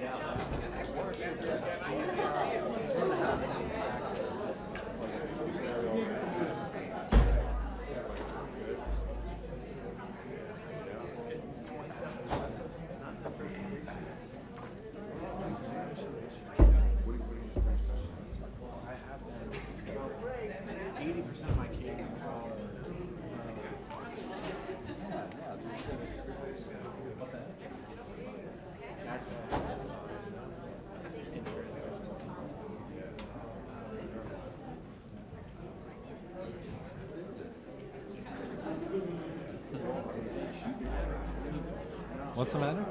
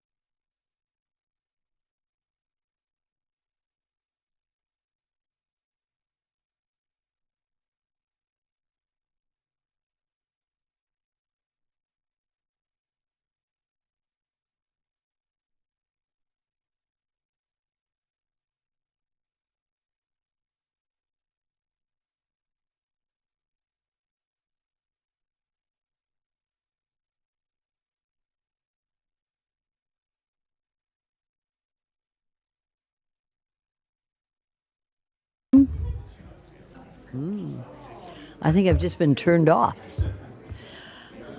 No? Good afternoon, everybody, and welcome to the continuation of the afternoon session of May 21st, 2024. And we are moving on towards this last part of the agenda, and that is 4C, opioid settlement. And we're going to move forward at this time.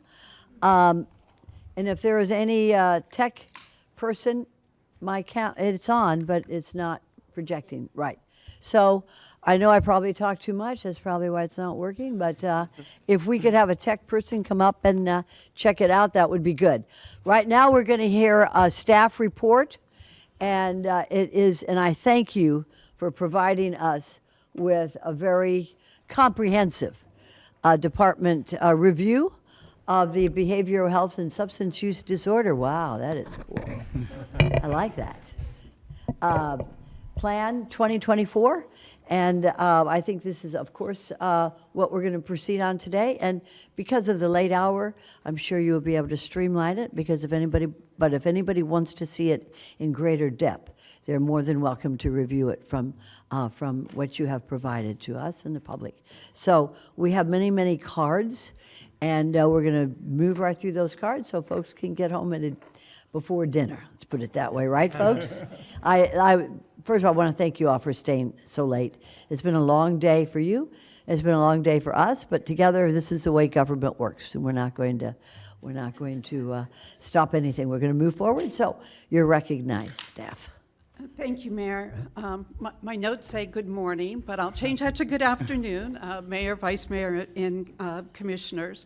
My name is Tammy Fields, Assistant County Administrator. Also at the table today are Dr. James Green, John Hulick, and Taruna Malhotra from the Community Services Department, and I want to acknowledge Annie Halfin from the County Attorney's Office. Today, we are very pleased to present the 2024 Behavioral Health and Substance Use Disorder Plan, along with preliminary recommendations on the opioid settlement. It's really appropriate that we're presenting this plan in the month of May. That is Mental Health and Trauma-Informed Care Month, and Taruna and I made sure we stayed in green.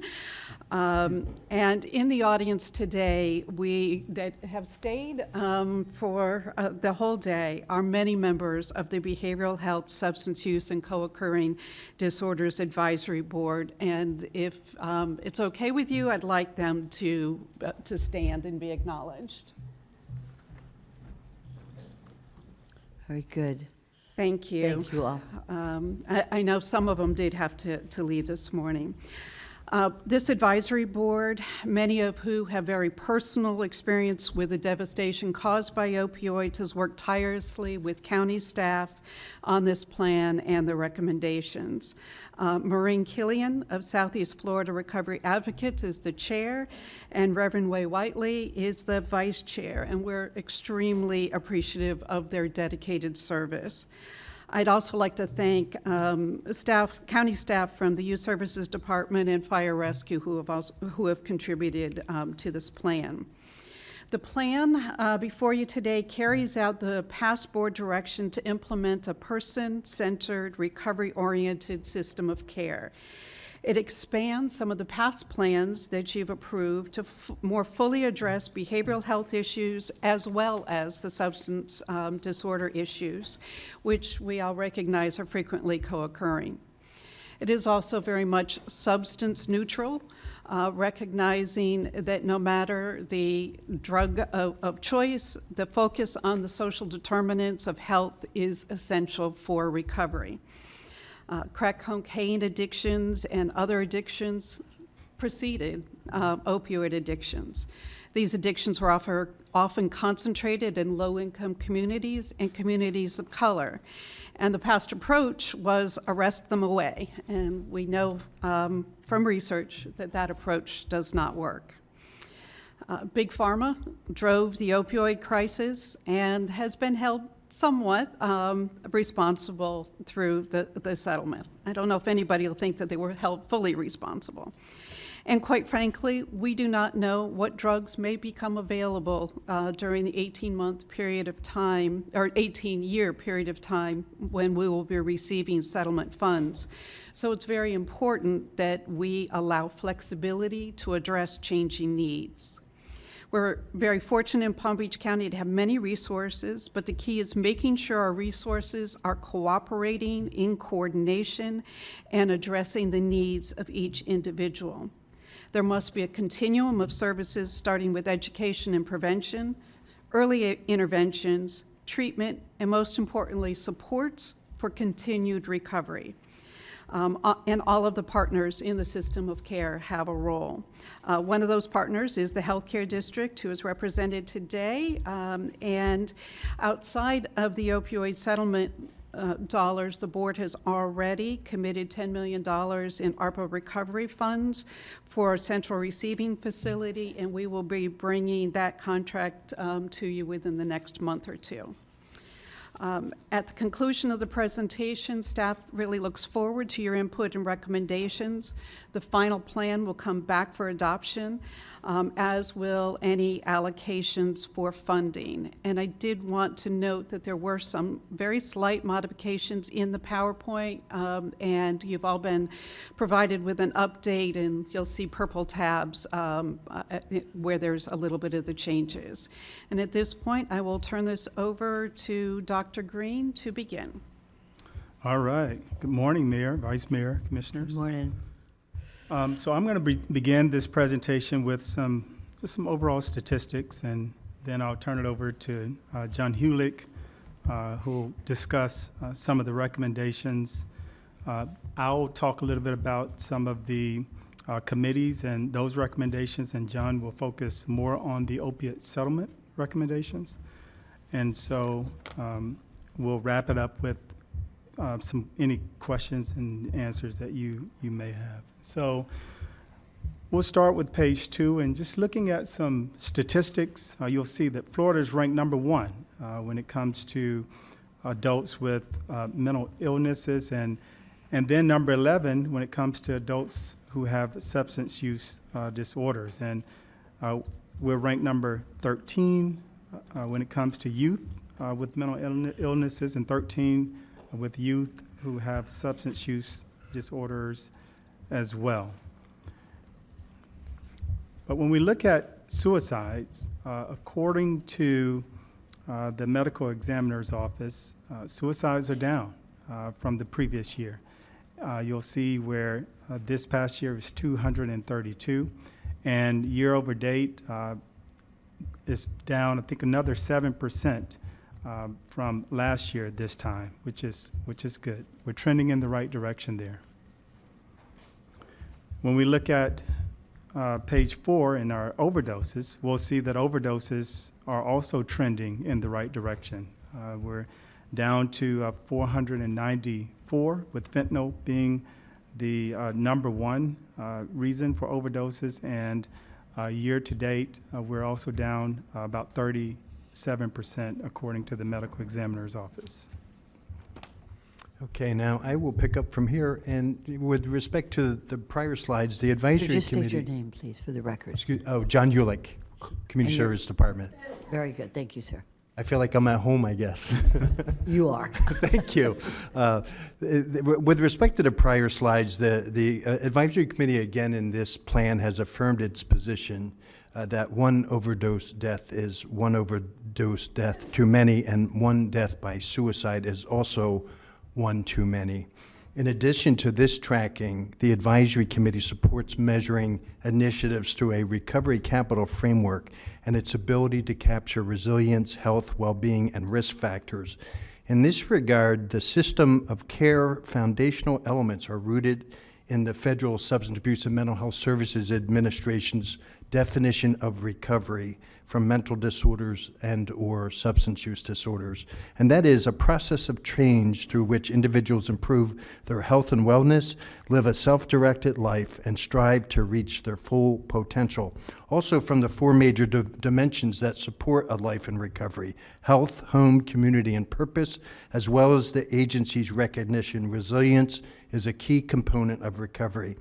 A resilience and recovery ecosystem approach to care has been developed, and it's detailed on page 43 of the plan and as well as Appendix A. In sum, it identifies the needs of the individual, improves care with linkage efforts across all health domains, and informs public payers of appropriate level of care purchases, resulting in anticipated cost savings that can be reinvested in prevention and other social determinants of health. And the next slide, and I won't go hugely into detail, but the county has utilized what we call recovery capital indexing to measure risk and resilience, which provides a comprehensive picture of a person's whole well-being. We've integrated this measuring instrument both at provider level, and right on through to utilizing the data as a means of doing government-informed decision making. More than 6,500 or 4,600 surveys have been completed by individuals since the inception of the deployment of this instrument, and we have a more than 95% completion rate. Respondents are telling us that there is low support in the workplace, insufficient housing and transportation, low access to and high cost to health care. With the vendor conducted a regression analysis, and we've found that health and wellness, there is a high correlation between health and wellness and the overall RCI score, followed by a number of other, what we call indicators, other factors. We've also engaged Florida Atlantic University as a research partner, and they have also found similar strong and predictive relationships using the Recovery Capital Framework in the county's Federal Department of Justice funded program for justice-involved individuals. The good news, going on to the next slide, is Palm Beach County has removed itself from its storied past and now has distinguished itself as leaders in person-centered, recovery-oriented, and crises care. This is owed to the many decisive actions that have been taken by the Board of County Commissioners since 2017. Importantly, by establishing the advisory committee in November of 2022, which the board charged to make service and opioid settlement recommendations through an annual plan. And if I might speak a moment, and I'm so glad Tammy raised and asked the members to stand. It is very personal to many of us, I know, up on the dais, as well as those in the audience and here at this table. And as noted in the executive summary, the individuals with lived experience are particularly grateful in the faith that you have in them in this decision-making process. They have experienced fragmented systems and hope the research-based recommendations presented today honors those lost as the county moves forward from crisis-focused to person-oriented solutions. The members also recognize that amongst us today, including myself, there are those who have experienced their own loss and suffering. For those comes our deepest condolences. The plan was built on the 2022 plan foundation and continued the well-established process of receiving community member input through bi-monthly facilitated subcommittee meetings and community forums. The 2024 plan draft was released prior to the committee's March meeting, and that was followed by a 2-week public comment period. And after that period, department staff as well as our FAU researchers conducted a content and thematic analysis of nearly 150 suggestions. You can imagine the work that entailed, with each response granted equal weight. The specific themes were identified and brought to the committee, and they were subsequently considered by the committee and incorporated into the final plan that you have before us today. It's important to understand that the subcommittee work is first reflected in what we call our theory of action. You can imagine, I've heard a lot of business talk, you can imagine the research and development, the brainstorming. It's at that level where lots of ideas around identifying what the problems are, identifying strategies, and then also identifying how we would measure or evaluate these strategies. From that point, the subcommittees also were charged with identifying what we called subcommittee priority recommendations. And you can imagine amongst those 8, probably about 24 or more separate subcommittee priorities. The committee then gleaned through that and identified from that overarching, what we call overarching priority recommendations. So amongst those 24, there were 3 or 4 that were identified as what we call overarching priority recommendations. And that process also informed the opioid settlement recommendations. The plan itself details initiatives and outcomes, makes service and opioid settlement recommendations supported by research and viewed through a recovery capital framework. Never far from anybody's mind was being mindful that the settlement funds have been realized due to pharmaceutical malfeasance, resulting in untold loss, death, and devastation wreaked upon individuals, families, and communities. With that said, the committee's overarching priority recommendations are found on this slide, and the 2022 plan, one of the high priority recommendations was for the board to establish an advisory committee. So thank you for allowing that task to be completed and to charge the committee as you have. This time, we believe that is a good start, yet the committee also believed that there's more work to do. And so one of the recommendation you see at the top of the list is for the county to support, lead and or support comprehensive planning process between the major funders and planners in the behavioral health and substance use disorder place. Second, you see the advocacy, the continued advocacy for policies and legislation, and we want to see more resources, obviously, not just county tax resources or opioid settlements. And I do know for a fact, because I received a call over the weekend from the Assistant Deputy Secretary of HHS looking at what Palm Beach County is doing, particularly around recovery orientation. So we're glad that our efforts are being viewed in very positive ways. Thirdly, you see identify and provide sustainable resources, what we call essential services. The 17 plan, which was the lead plan, called it ancillary services, as if the things that are really highly predictive of recovery outcome were a secondary thought. And a committee member said, we can't be calling these services ancillary, we have to call them essential. And so the whole shift in thinking over time has us to a point where we're not hearing conversations like we were hearing 5 years ago. We're hearing we have to ensure these types of services are available to individuals to stop this cycling in and out, what we hear, what we typically call as a treat and street mentality. Lastly, is really the implementation or the core elements of a person-centered recovery-oriented system of care. And that is an overlay or a care coordination entity that really is monitoring and keeping an eyeball not only on quality, but ensuring that services purchases are services delivered in a very quality way. A care provider network. We're not talking about just a treatment provider network, but an individual's overall care, and what are those needs that are necessary to ensure that care is provided, and that leads to a much more healthy, well individual, and then the more resilience, the less likely folks are to lapse into active use. Moving on, we have now...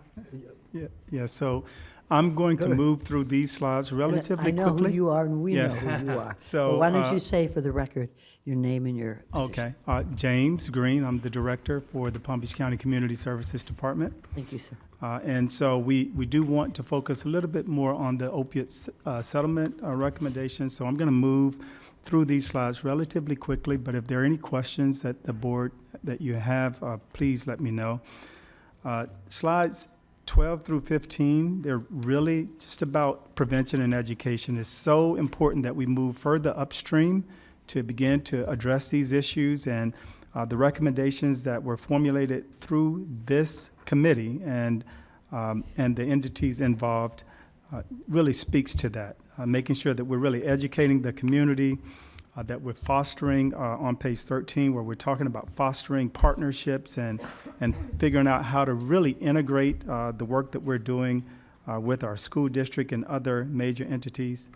On page 14, it talks more about an inclusive process, really looking at the diverse needs of our county and really developing those non-traditional supports, those peer-to-peer supports, and embracing campaigns like the Get Your Green On and things that helps raise awareness about issues around mental health and substance use disorders.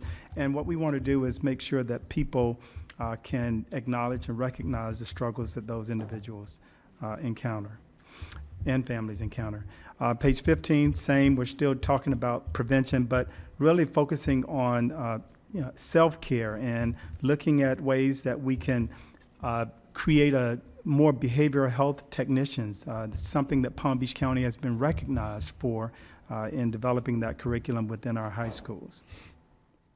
On page 16, we get to public policy recommendations, and this is really a shift towards a more person-centered policies, not just from state and federal policies, but our local policies and within our institutions as well, our institutional practices. We want to make sure that they're more person-centered and that we're looking at those supports that are available for individuals who are leaving treatment so that they can stay out of deeper levels of care. And of course, the expansion of Medicaid would be phenomenal. Okay. Oh, I'm sorry. All right. And so then on page 17, it continues with public policy recommendations. John mentioned having the county serve as lead for the comprehensive planning process, engaging the healthcare district, Southeast Florida Behavioral Health Network, and other major entities in this process, and really lifting up and amplifying individuals with lived experiences, because we know that we can learn a lot from those who've gone through these tragic times. And so page 18 focuses on our justice system. We have done a lot of research with FAU on things like our COSAP program and looking at individuals who are reentering our communities, and we're seeing some phenomenal things that we need to invest in more in order to provide better services and ensure that individuals have their needs met more comprehensively. And so the expansion of things like the COSAP model here locally is certainly something that we want to look at. And then on page 19, we're also continuing to focus on our justice system and figure out ways that we can work with law enforcement to do more kind of diversion type measures for individuals who are interfacing with our criminal justice system, and really, again, focusing more on those peer-to-peer efforts in SUD and in our correction system. And then on page 20, we go to medically treatment and recovery options, priority recommendations. We want to continue our medication-assisted treatment and figure out ways to make that mobile, and so that we can reach more individuals. And we have to figure out ways to formalize more MOUs across different entities so that we can have more of a seamless transition for individuals who are leaving treatment into recovery. And those community recovery centers are going to be key for that. Continuing on with treatment and recovery priority recommendations, you'll see that we're really integrating more around trauma-informed care. That is extremely important, that our community continues to be educated about trauma-informed care. And also you'll see where we want to look at how we can coordinate more efficiently with the Embark program and looking at NutriCare coordination and how that helps us to make our services more person-centered. On page 22, we continue with looking at those essential services. Housing, we know the social determinants of health are so very important, and so being able to focus on those essential services, housing, employment, things of that nature, they're going to be key for us to have a successful system of care. And part of that comes with creating a network of providers for mental health, substance use disorder, for housing, so that we can easily access those support services that are needed for individuals and families who are in recovery. And on page 24, we're looking at evaluation and monitoring priority recommendations and how we can work with the Department of Health, who has a very robust O2DA program initiative, how we can continue to work with fire rescue and the medical examiner's office to create dashboards and figure out a way to analyze data to make better decisions for our residents. And to maximize the use of this recovery tool, the RCI, Recovery Capital Index, so that we can figure out what works and invest more in those things that work and less in those things that don't. And so on page 26, you'll see where we're really broadening the tent and focusing on how we can develop partnerships with our faith-based community. For many communities, the faith-based, the church is where they get their supports. And we want to make sure that we're engaging with them as we continue to roll this out. And so you'll see a list of recommendations on how we can engage with pastor associations and others to assist in this effort. And then on page 27, we are looking at the Addiction Stabilization Unit priority recommendations. And we know that it is critical that individuals who are in crisis, that they can gain access to the supports and the services that we need. So we want to continue to partner with the healthcare district so that as they moved on the Crisis Now model and they look to expand access to services, we want to be there and partner with them in that effort to make sure that individuals can get the services that are needed, and to offer, a different model where there are social workers and others who are there to assist them with other needs as they're available. Thank you, Dr. Green. So not a whole lot on the history, but we know the genesis of this were a lot of pharmaceutical lawsuits due to their malfeasance. And so the county administrator and the county submitted our response agreement certifying that we were a qualified county in April of 2022. And on the slide, you just see the elements of what that certification looked like. As detailed in Appendix E, over 18 annual distributions from the regional and city county funds, Palm Beach County is expected to realize nearly over $122 million over that 18-year period.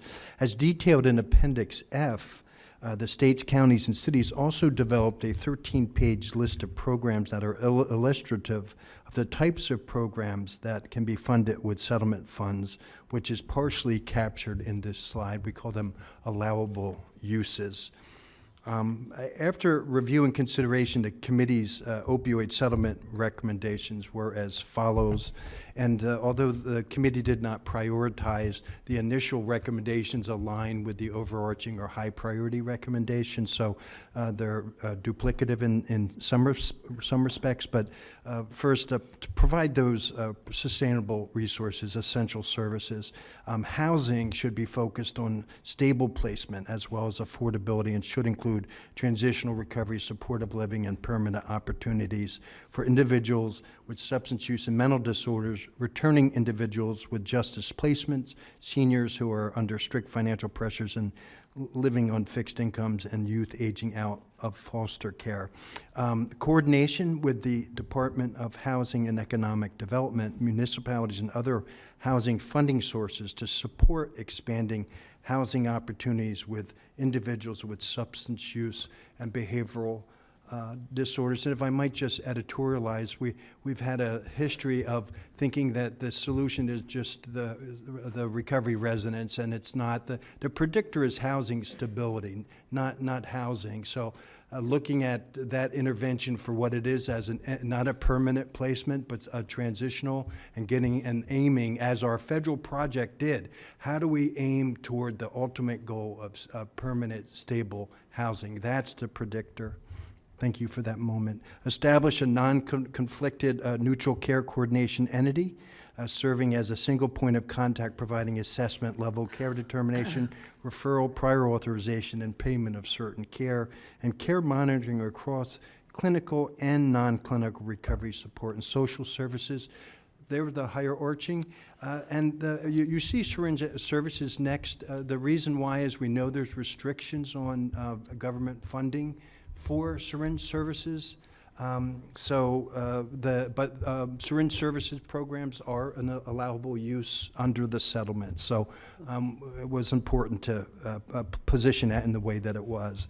Expand comprehensive recovery and treatment services. Promote recovery-ready work environments. We saw as one of the main things was individuals do not feel supported in their recovery in a work environment, and really expanding beyond the work environment and into what we call recovery-ready communities. And there are markers by which we can measure how ready a community is in that regard. Create public awareness campaigns that promote recovery-ready communities, focused on improving mental as well as overall health and wellness in order to build resilience in individuals and communities. Create and/or support community-based education or support services for families, youth, and adolescents at risk for SUD and any co-occurring mental health conditions, which builds resilience, recognizes ACEs, and is trauma-informed. Expand the county's mental health and substance use research capacity and enhance its monitoring, surveillance, data collection, and evaluation capabilities in conformance with SAMHSA's quality assurance guidelines and other evidence-based methodologies. If I'm proud of anything, I'm proud of our partnership with FAU and putting all of our interventions to the test and ensuring their efficacy. Create and support community-based education to increase awareness and ability to recognize warning signs of different stages for behavioral health and substance use issues. And last but not least is the committee's recommendations that opioid settlement funds should be spent as follows: 90% on social determinants of health, prioritizing housing, recovery supports, care coordination, and environmental strategies to include youth, families, and community education, and 10% on deep end and crisis care. And in the next slide, I'll allow Dr. Green to take this on, but Yeah, so what we were attempting to share and convey in this slide is basically some of the different things that would constitute the 90% social determinants of health, things like the neutral care coordination. It's just an overlay where we're able to have a conversation with individuals as they're entering the system, making sure that they have the right treatment, and then leaving the system. And so there's continuous contact with those individuals even after they leave treatment and they're engaging in our community recovery centers. Things like housing supports, working with various entities that have mobile health type of programs, and again, peer supports, education and awareness campaigns. All of those things would go under the 90%, which we're focusing on social determinants. And then for deep end would be things like medical detox, partial hospitalization, and adult intensive care. And you'll see, again, we note at the bottom that $10 million of ARPA dollars that we've allocated to the healthcare district, that you have allocated to the healthcare district to work on the central receiving facility and the behavioral health campus. And so as we move forward with this process, the Community Services Department, we have internally a process whereby we distribute funds to nonprofit organizations who are looking to work with the county to provide these supports. For governmental entities, obviously, they're exempt from our process, but we're able to work with them directly to fund various initiatives. And so we just wanted to make sure that you were aware that we would use our internal process to issue a NOFO that is aligned with some of the strategic priorities that we just reviewed, and then go through the review committee process, which would include having an individual from the advisory committee on that review committee, and then those dollars or those recommendations would come back to you for final approval. Very good. Well, thank you very much. That was comprehensive and yet streamlined. Appreciate it. You did a good job. We're going to go forward with the remarks by the public. Commissioner Weiss is going to read 6 names. Going to have 3 on one side and 3 on the other. Please line up. And Vice Mayor Marino takes care of the time, and she has a time clock. I respect your opinions and your whatever you want to say, your recommendations, but I know they can be done within, let's say, 2 minutes. I'll give you 3, but I'll bet you could do it within 2. Let's see what we can do, okay? Commissioner Weiss, you're on. 3. Maureen Killian, followed by Ray Whiteley, followed by John Van Arnhem, followed by Lisa Franklin, followed by Elaine Rottenberg, followed Line by up. Catherine Murphy. Very good. Line up. Okay, ma'am, you're the first up. Give us your name, and the clock will start. Hi, I'm Maureen Killian. I'm the chairperson of your advisory board. I am here with you today in solidarity as a person who has experienced our past systems, advocates to change our current systems, and a person who remains forever hopeful about our future systems. I'm here as a mother of a son who suffers from chronic relapsing addiction, a mom who has experienced the damages of our broken, non-existent addiction mental health systems, a mom who has experienced firsthand the prejudicial medical decision-making causing harm rather than doing no harm. I'm here as a community member who has advocated for well over 2 decades. Mayor Sachs, you might remember Stop Now in meeting in your office, asking for system changes in our healthcare system, mental health system, and justice system. To that end, I'm so very grateful to be leading this advisory board, and the Palm Beach County Board of County Commissioners had such faith in their constituents who have lived experience and complete this task at hand. Our advisory board has received recommendations from the community, and they have been incorporated. Sadly, many of those who have contributed to this plan over the years are no longer with us today. Not with us today to the exact failures we hope you vote to change and remedy. Not here due to the ongoing failures of the medical community, law enforcement, separation of mental health and addiction from whole person health care, the faulty alignment of mental health and substance use disorder under the social agency of DCF rather than the health department, the lack of long-term recovery supportive facilities, housing, and communities. Today, we have presented recommendations to help mitigate the treat and street methodology of acute care currently plaguing our system, such as multiple acute care visits without appropriate discharge referrals and long-term care referrals. The dehumanization of our most vulnerable patient population being transported with only their possessions in a trash bag. Social services that are not person-centered, programs with failing patient outcomes that are continually funded. We presented today evidence-based and research-verified recommendations, all of which are recognized social determinants of health that move the focus of the crisis treatment to a focus on a person-oriented system of care.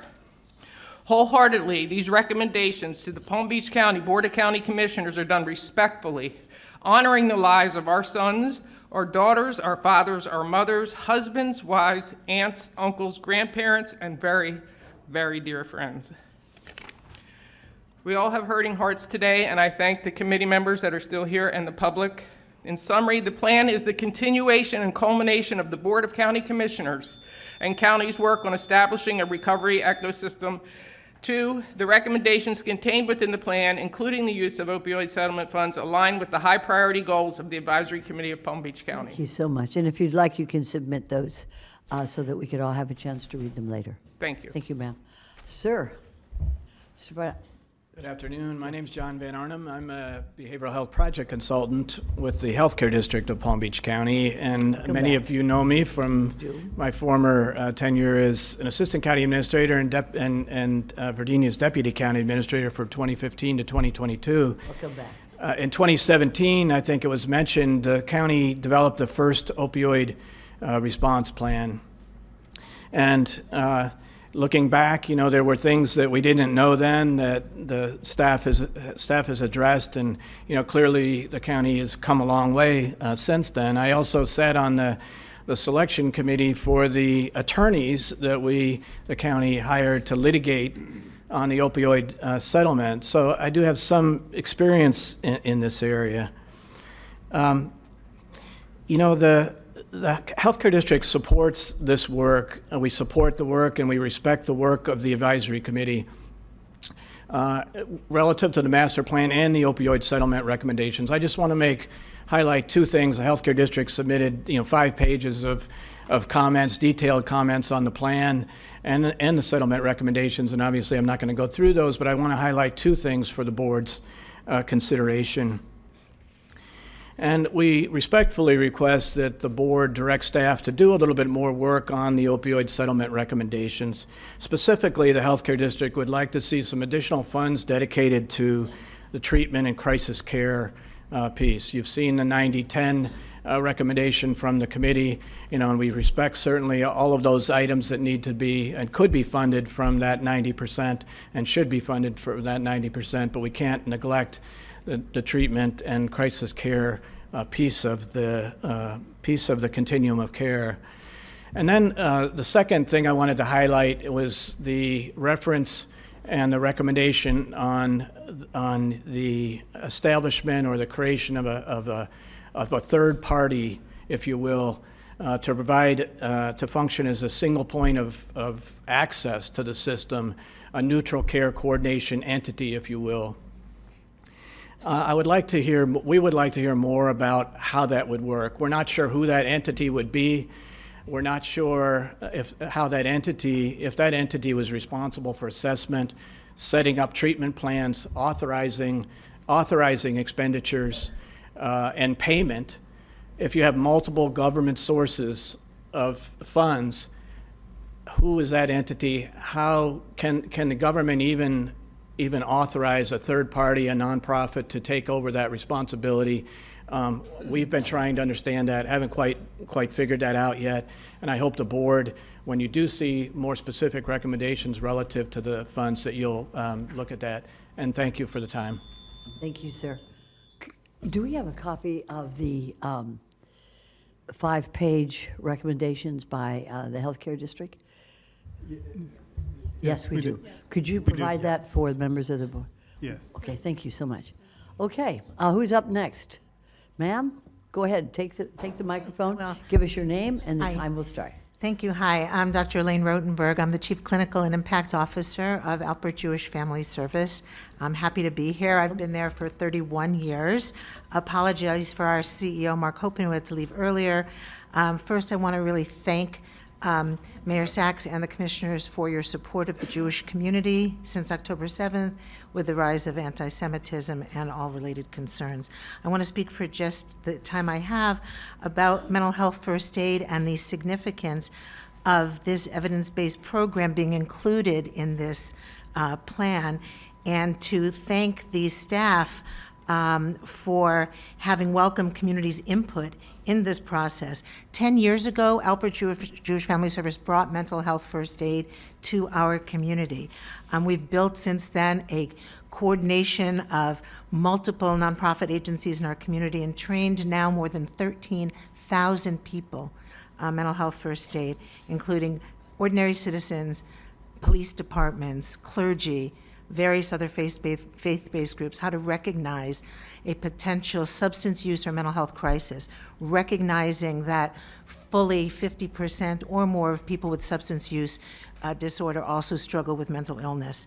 And we understand and recognize the importance of early identification and being able to bring awareness so that our community can support the effort of the National Council of Behavioral Health that has now trained more than 3.5 million people in the United States, with a goal of 1 in 15 people in our country being trained in mental health first aid. So our goal would be, and supported within this opioid recommendations, our goal would be to train over the amount of time 100,000 people in our county mental health first aid. And we are fully convinced not only that we can continue our efforts and do that, but having that be part of this plan and part of the recommendation will continue to save lives. So thank you. Thank you so much for your service. Okay, come on right on up. We're not going to waste any time. If there's other names that were called previously, come on up to the podium. If not, ma'am, you're recognized. Give us your name. Good afternoon. My name is Catherine Murphy, and I represent the National Alliance on Mental Illness for Palm Beach County, NAMI Palm Beach County. So I would just like to register NAMI's support for this master plan. We're in support of the plan, and we appreciate the inclusion of mental health in this 2024 update. As the plan indicates, roughly 50% of people who have severe mental health disorders are also affected by a substance use condition or a substance use disorder. The plan included much community input, including NAMI's, recommends providing sustainable resources, including housing, peer support, care coordination, and flex funds. It looks to SAMHSA to inform the county's person-centered, recovery-oriented framework. And it has an ongoing process of goal setting, monitoring, and revision. We're also in agreement with the recommendation to include the funders, Southeast Florida Behavioral Health Network, Healthcare District, to have a comprehensive planning process and collaboration. And we do support the subcommittee recommendations, particularly the recommendation to work with law enforcement and courts to intervene with offenders' misdemeanors earlier and provide treatment options. And lastly, being May is Mental Health Awareness Month, I do appreciate that the plan supports the Get Your Green On campaign to spread awareness, encourage open discussions about mental health and trauma, and destigmatize these challenges. Thank you. Thank you very much. All right, Commissioner Weiss. So Sharon Burns Carter, Carrie Rosso, Tyler Glock, Gaynell Goslin, and Tessa Moody. And I need one more. And Austin Wright. Very good. Ma'am, you're recognized. Give us your name. We'll start the clock. Hi, my name is Sharon Burns Carter. I'm a woman in long-term recovery from an opiate use disorder and a mom of 2 sons. And on September 20th, my son Caleb died from an acute fentanyl and cocaine toxicity. I serve on the advisory committee, on the FAR Compliance Committee, and the Recovery Community Hub of Palm Beach County. I want to thank you all for being here and listening to this plan. I've been listening to this plan. I've been here since 2017, since we had consultants writing our plans. Individuals do not get well in treatment. They get well in communities. Without a safety net that includes access to resources and recovery peers, they will return to substance use, which most consider a failure or going backwards. Another way of seeing this is in the domains of the clinical and social models. If an individual is discharged off or out of a clinical model, which is a treatment program, no matter how well that treatment was considered to be, without a healthy social model in place, they cannot be expected to end up anywhere but in crisis, and their crisis becomes our community's crisis. We deserve better, And we now have a plan that is inclusive, comprehensive, and based in science and in love. As a person with loved ones with this problem, I was always grappling with what was the most loving thing to do. Was I enabling? Was I just putting a Band-Aid on it? It was a life filled with hope and despair. And it was all up to me, because even though the person with addiction went through treatment and now had a choice to not do drugs, they had nowhere and no one to not do drugs with. Thank you for listening and your serious consideration of this plan and for our community. Thank you. I'm sorry for your loss. Sir, you're recognized. Tyler Glock, 7600 Westlake Drive. Did not plan to go after Sharon.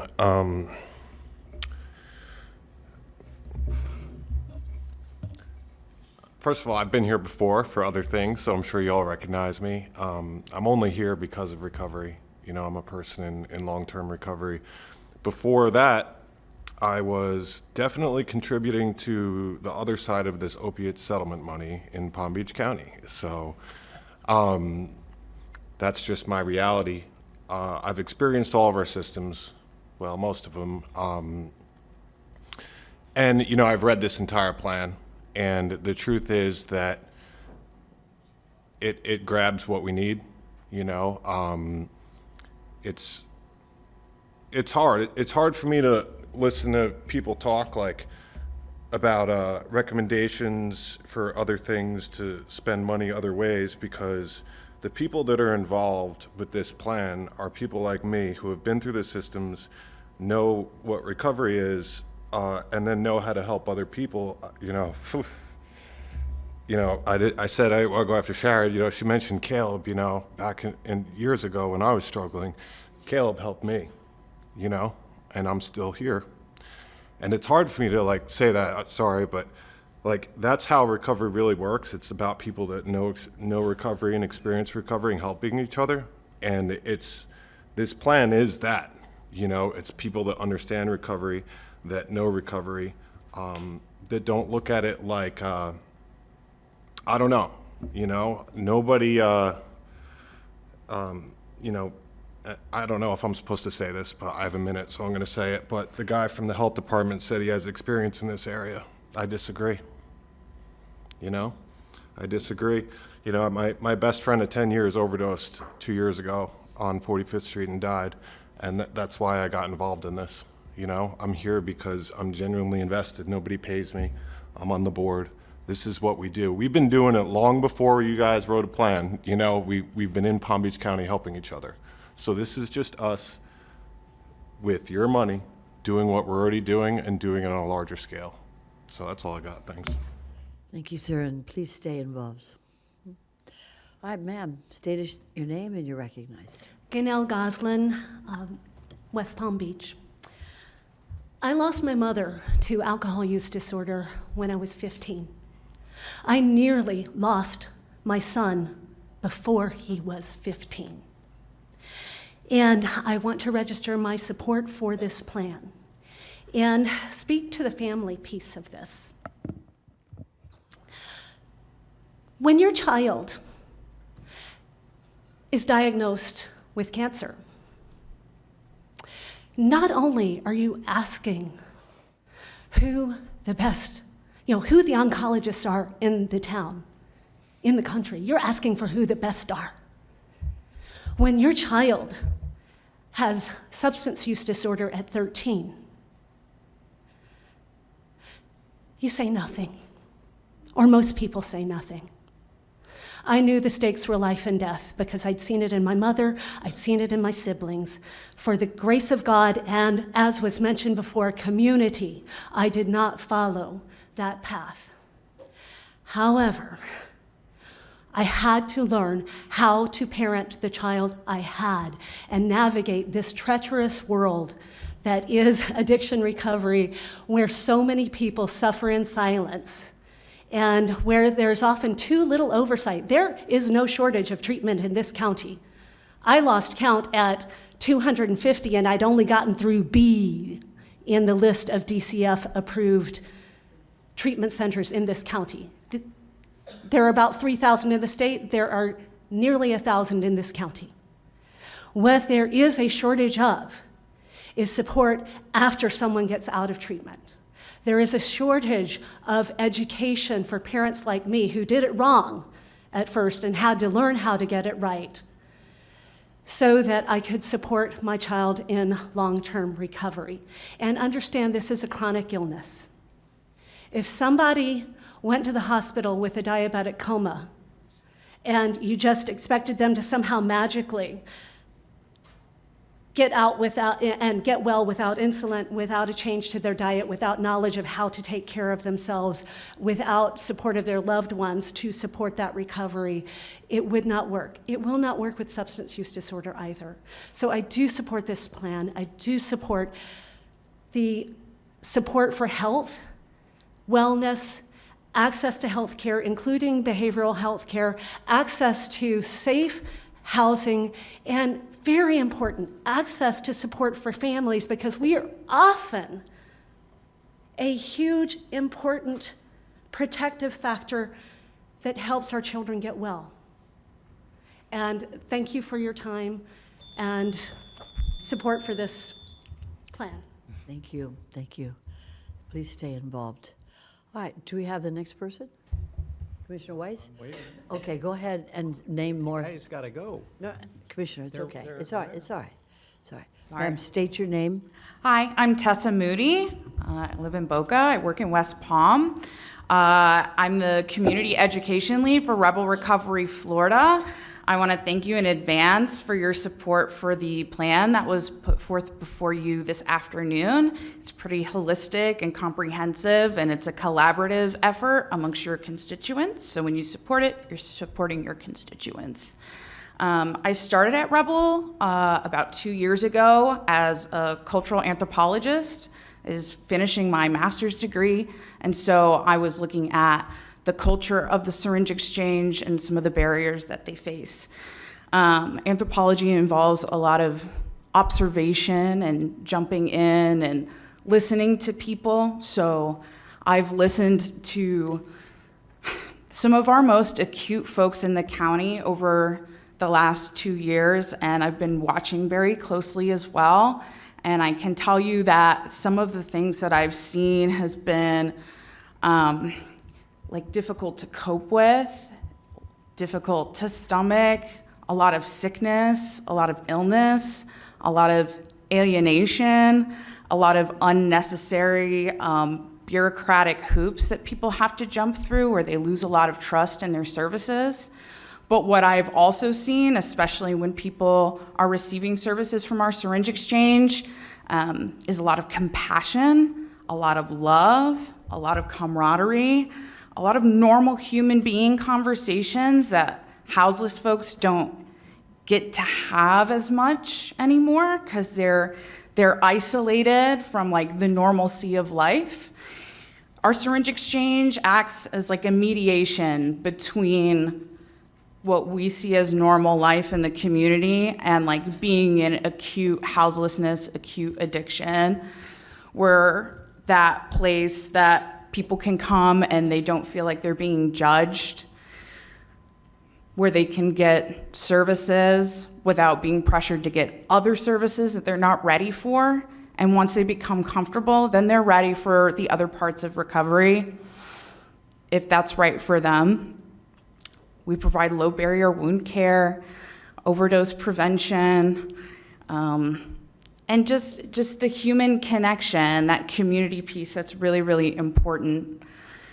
One of the things I was looking at when I was researching was what were the barriers for this service. A major barrier is lack of funding, because this is a greatly misunderstood service. We can't use any public funds. So the flexible funds from the opioid settlement money is really gonna assist us in being able to provide this mediation between our acute folks and the rest of the community. Thank you. Thank you very much, ma'am. Okay, Commissioner, could you call the next six? Sir, was your name called before? It was. Okay, Austin come on Wright. up, state your name, and the clock will begin. Sure. I'm Austin Wright. I live in Delray Beach, Florida.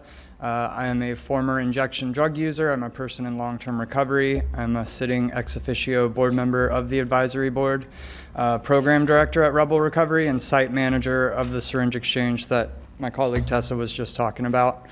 I want to offer my support of this plan. So often we as community members, service providers, and people that utilize the services in the community have little to no say in like what services are offered, where funding is allocated. And this is kind of like a once in a, can't even really say blue moon ordeal where there is any say from those people about where some of this money is going and what services they're funding. It's great that these dollars are making their way to the communities that were affected by this issue, finally, but we can't forget that there was just an unbelievable amount of bloodshed. There still is countless lives lost. We've all lost friends, family members, sons and daughters. I've had multiple overdoses. I wouldn't be here if it weren't for naloxone and the distribution of that around communities. And with that, I want to say that like that community involvement and that say should not be taken for granted. There are a lot of, it seems like other people and other entities expressing interest in this money. Ironically, like they all have a lot of money already, and they also tend to be providers or entities that have kind of lost a lot of trust from the community. I think, like Tessa was saying, when we're putting forth this plan that was established by community members and for community members, by adopting this plan, you are you're honoring your constituents. We have a say for the first time in a long time. Well, first time in ever, really. With that, I also want to emphasize, like, it's a little concerning to me. I heard a statement where talking about behavioral health being addressed by these dollars, as well as substance use. That sounds like an afterthought to me. Maybe it's not, but like these are opioid settlement dollars that come as a result of the loss of countless lives, and like that should be the first and foremost thought as far as this plan goes. I also want to piggyback on what Tess was saying on the importance of syringe access. I can get up here and I can really get on a soapbox about syringe exchange, and I can give you all the reasons that we should have it as a public health measure, but it's also a pathway into recovery. It is a way to engage participants and people that aren't otherwise engaged with other services. People aren't coming to the healthcare district or the Recovery Research Network. They're coming to us first and foremost because we are reaching the people at the most acute level. Please don't overlook syringe access when you're deciding how these funds are allocated. Thank you very much, Mr. Wright. Would you just stay there for a minute? I think Commissioner Barnett, did you want to say something? Yes, thank you very much, Mayor, on what you were just speaking about, syringe exchange. Is Yes. that one of the programs that you have at Rebel Recovery? Yes, sir. I just want to also say thank you to Rebel Recovery. I had a family member, my brother, who benefited from your services. Unfortunately, like a lot of family members here, he did pass away, overdosed I'm sorry. last year. And my story is not unique at all, but I'm grateful for what you were able to do for him at Rebel Recovery. I was very skeptical when I first learned years ago about the syringe exchange program, but I've learned that it does save lives. Absolutely. Can you talk a little bit about that, please, and explain just what the benefits are for this program and how it has helped people? Yeah, I mean, like I was saying, the people that we engage with and that access our services, they're not seeking out these other services that are already receiving funding. They're coming to us because, like, at the end of the day, whether you want to look at it as enabling or not, because we have what they're looking for, right? And then when they come for that, we have the ability to offer HIV and Hep C testing, navigation to treatment for those things. We provide naloxone in various forms. When we were looking at the overdose rates, just like the 2018 and 2019 drop, it's very clear when we started distributing naloxone and Narcan widely. I mean, as a public health issue, I think the community is only as well as its sickest members, right? So like it's really simple to understand like the less spread of HIV, Hep C, and other infectious diseases, the more healthy the community is as a whole. That's really simple and straightforward. But understanding that syringe access and syringe exchange programs provide a pathway to people who are otherwise unmet and their needs are unmet, they just don't get services because they're not seeking out these services yet, right? We get to engage with these people. There's a study out of the CDC, 2000 study, 2017 study, 2022 study. They all come back with the same thing. Participants of syringe service programs are 5 times more likely to seek treatment for recovery and substance use disorder and 3 times more likely to achieve long-term recovery than those who do not engage with that type of service, that service specifically. So you see a higher likelihood of people coming back to seek treatment. Have you seen an increase of people who actually end up on that road to recovery? Absolutely. Absolutely. Yeah. I can say that Tess mentioned like the personal relationships that we build, and as a person with lived experience as a former injection drug user, my engagements with people that weren't also in the midst of problematic and chaotic substance use were almost always punitive, or at least they felt like that, right? Like either I felt like I was being looked down upon or looked through at best, right? When people come to us, oftentimes it's the only engagement that they have with somebody that's not also in the midst of chaotic substance use that is compassionate, loving, and on an equal level with them, saying, hey, I'm not here to tell you what you need to do. I'm not here to like give you services with some strings attached. All I'm here to do is offer you what you need. What kind of support do you need? How can we continue to support you and help you? Because at the end of the day, like dead people don't recover, right? Like dead people don't go to treatment. Dead people don't get the opportunity to seek out all these other services. Keeping them alive, keeping them healthy, keeping them from contracting infectious diseases, all of that stuff keeps them going for another day. And that's what recovery is about. When I was early in recovery, that's what supported my recovery, is having a sense of purpose. I got into recovery before we had a syringe exchange in the county. I'll put myself out there on a personal level. Before y'all legalize it, I was exchanging syringes on the streets of Palm Beach County. I wish I had those services, and even 3 months into recovery, like for me, that was the thing that gave me a sense of purpose. And I feel, when people come to a service like that and are able to engage with people who have been there and have found a way out and can kind of just exhibit, leading by example, giving them compassion without strings attached, it goes a long way for somebody. Even if it's just to get them thinking, maybe I can do this too, that's huge, and I've seen it over and over and over. We've had participants of our peer support services and our syringe exchange services that have become obviously valuable community members and people who are also doing this work. One quick follow-up, Mayor? Oh, right ahead, Commissioner. Thank you. In addition to peer support and syringe exchange, Rebel Recovery, do you also provide beds? We do not have housing directly. We work with, we were in the annex for a long time with the Lewis Center's housing program. So there's a lot of other organizations that we work directly with. At the point that the annex was still open, we had peers in there. So while we don't have beds, we have worked, but housing is a huge issue as it is. Well, I've talked to so many who've said that that's one of the most critical aspects of getting people into recovery, is getting them off the streets and into transitional housing or into a sober home or a recovery house. Would you agree? Yeah, absolutely. Not just sober homes, but I would also emphasize the need for more housing first.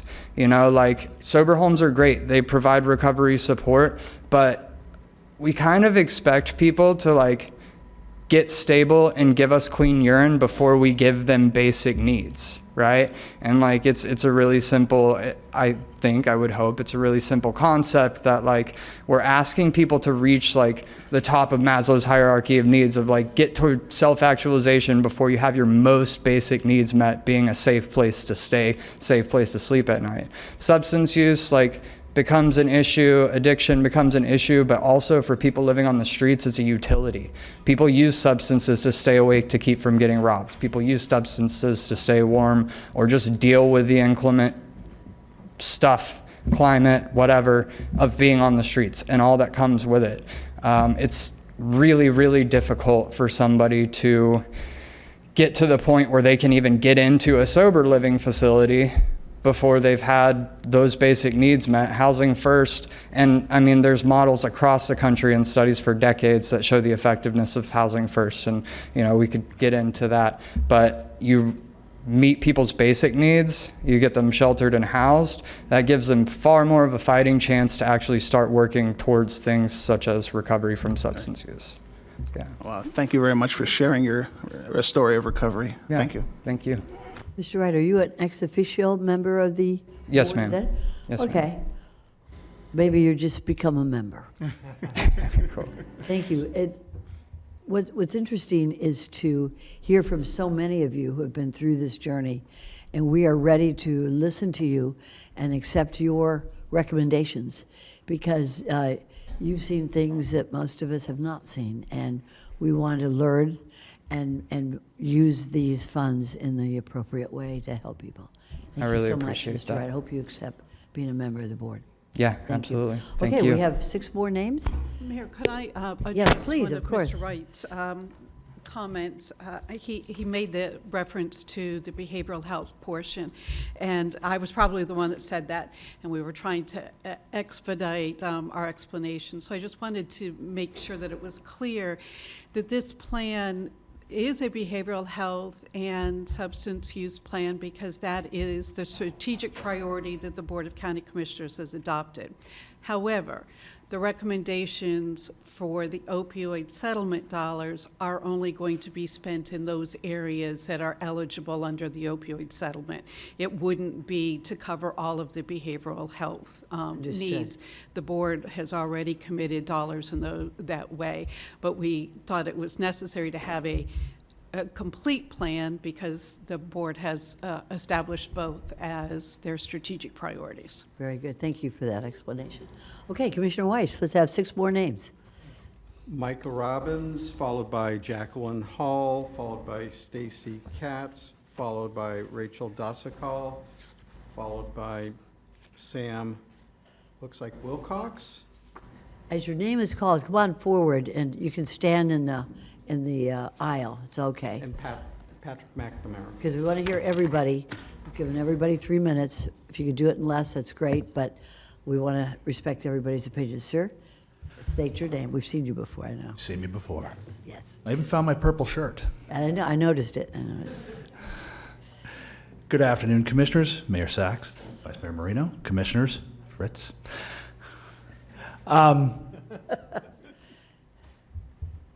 This has been a journey. This plan has been a journey. Many of us here who have stuck around to the very end to make sure our voices are heard. And I first have to say, Brother Austin, that's what it's all about. I'm here as not only as a member of the community hub of our RCC network here in the county that has been established in the last several years, also representing FAR, the Florida Association of Recovery Residences, among many other things that I do in this community. This plan is something that we do support.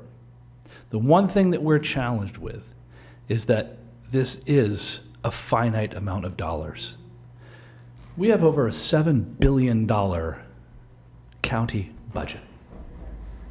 It's much larger than the entire state of Maine, than where I come from, for this incredible place that we live.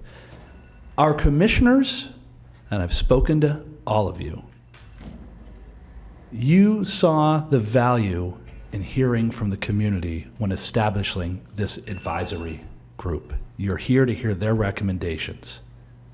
It's an incredible task, but it's also an incredible piece of leadership. Unique, not only in the state of Florida, maybe anywhere. So now we have to take a look at what we can do with this finite amount of dollars that, quite frankly, I wish we didn't have. We have them because we lost Caleb, we lost Rory, and hundreds of thousands of others. These are not government dollars. These are not government programs. These are solutions for people seeking recovery, seeking health, for the families that lost, and for those that are still with us. This is what this is for. In these recommendations, are there incredible things to be offered? Absolutely. But the things that need the most, those recovery-oriented components, individual first, that's where the priority has to lay. We have other partners in this community, and they do incredible work. They are also funded to the tunes of hundreds of millions of dollars. Why? Why would we come after this finite amount, unique, once in a lifetime, to make those differences? We have the opportunity to create the standard for the opioid response settlement initiative in the United States. People are looking at us. What will we do? Thank you so much, Thank sir. you for your Appreciate leadership it. and the Thank you. decisions you will make. Appreciate it. Thank you, sir. All right, do we have any other names, Commissioner Weiss, or should we move on? All right, come on up. Okay. Hi, good afternoon, Commissioners, Madam County Administrator. I am Dr. Rachel Dosical. I am the CEO of the Hanley Foundation. I'd like to start by thanking Dr. Green, Mr. Hulick, and the other members of this council. I want to let you know that Hanley appreciates and fully supports your recommendations. I also would like to let you know that Hanley is in the process of developing a program for perinatal women, and we are following this ROSC model. It is so critical that all of our programs support that model. This program is going to have long-term programming up to 4 years that is focusing on maternal health, mental health, as well as substance abuse. We will focus on the health as well as the well-being of children. This program will support at its core families and keep children out of our foster care system. The program will include vocational skills training, supportive housing, as well as quality early learning. It will also be embedded with research, and we are working with Dr. Heather Howard on ensuring that everything that we do is best practice. We will pilot this program, the very first 7 beds, within 90 days. And our plan is within 3 years, we will have 24 beds that are residential treatment as well as job training and the like, and 24 supportive housing units, all of which will be done on a sliding fee scale, and where necessary, we'll use our scholarship dollars so that the participants and their children pay nothing. Thanks again for your work. I appreciate it. Thank you so much, Doctor, for your services. All right, who's next? Ma'am, come on up, state your name. Hi, my name is Cindy Singer. I live in Boca. I'm taking the place of Carrie Rossier. She gave me her spot. Commissioners, thank you so much for hearing us today. I am the president of the board of the Recovery Community Hub of Palm Beach County. I'm the co-founder of the nonprofit Our Two Sons with my friend and business partner, Stacy. We help people with essential needs for recovery, all of which you heard today. Housing being number 1, transportation, food. We've donated urns to parents who couldn't afford to bury their children, and we've spoken at funerals when requested to raise money in lieu of flowers. But most importantly, I'm a mother of 3 children. I lost my middle child, Rory, to fentanyl poisoning 8 years ago. The opioid settlement money is blood money, okay? It will never bring my son back, but it will definitely offer hope to many others who are so desperately in need of services through neutral care coordination. I implore you to accept this plan as it is written. It was written by listening to people like me and so many people who you've heard before me and who are sitting here in this gallery. Those who have lost loved ones and those whose loved ones are fighting for their lives. It is a vital and necessary plan. Please support it, and thank you. Thank you so much. Sorry for your loss. Before you sit down, make sure if you could just fill out a form. I know you came I did, for somebody but else. I did it later on, and we didn't know if it would be accepted. Oh, that's okay. As long Okay. as long as the form has been filled out. Thank you. Thank you so much. Sir, you're recognized. State your name. Clock will start. Mayor Sachs, Vice Mayor Marino, and the rest of the commission. My name is Samuel Wilcox, and I'm a resident of Palm Beach Gardens, as well as the Vice President of Harm Reduction Center. I'm here to support this plan. I'm here to support the good actors of Palm Beach County. I believe that we do have the infrastructure here to support a change in the way that behavioral health and substance abuse is treated. I think that by spending money on more brick and mortar and more of that, I don't see that as effective as engaging in our community providers. We have the outpatient providers, we have the housing pieces, we have the inpatient infrastructure. So instead of siloing money and working as opposites, I believe in bringing that money together and bringing our providers together because, like another gentleman I believe mentioned, we have hundreds of providers here. Not saying they're all great, we all remember how things were. But at the same time, we have certainly cleaned that up, and I do believe that we are moving forward and making this county, hopefully, a pillar for the rest of the country to look at. And I believe with the leadership on this commission, we will be able to vet providers, vet individuals who do the right thing, work with everybody, encompass all of it so that there is a true continuum of care. I believe that this plan lays that out. There can't be a point in that system where we drop off and we lose folks, or there's no follow-up, and we're treating and streeting, and folks are just coming back to the front again. And frankly, I've lost so many friends and family. I'm from West Virginia. We got hit very hard, just the same as Palm Beach did. And I mean, well over 100, 150. And now, through the work I've done, I've been down here for now 12 years. I've worked in this field for 10. I've treated thousands, and the numbers aren't good. They're not good. I believe that we have more than enough money in this county. We have more than enough providers to make way more of a difference in what we are doing. With the jail being the #1 mental health provider in the county, that scares me. Do we have to end up in jail before we get mental health and substance abuse treatment? Is that what we have to do? Now, I'm not being harsh on anyone. I'm saying, what if it was my brother? What if it was my sister? What if it was my father, right? I think that we can better allocate this, and I've met with all of the board members here, and I've seen nothing but strong leadership. I enjoyed every meeting. So what I would like to do is come together on this plan, get behind these fine folks up here, and move forward as a team, as a unit, because this has to be a team game. If we stick with one size fits all, we're going to have an issue. And that's all that I have. Thank you for your time. And thank you for your service, sir. Before I go to the commissioner comments, is there anybody else who has submitted Excuse me, a card? Mayor. I actually had a question for him. Oh, sir, I'm sorry. Sir, come on back up. Commissioner Baxter. Thank you, Mayor. Sure, of course. Hi. So we did have a great conversation, and I found it very informative. So I'm going to ask you a few questions we had already spoken about so that my board can also. But if you would start briefly with describing your experiences with SEFBEN. So my experience with SEFBEN,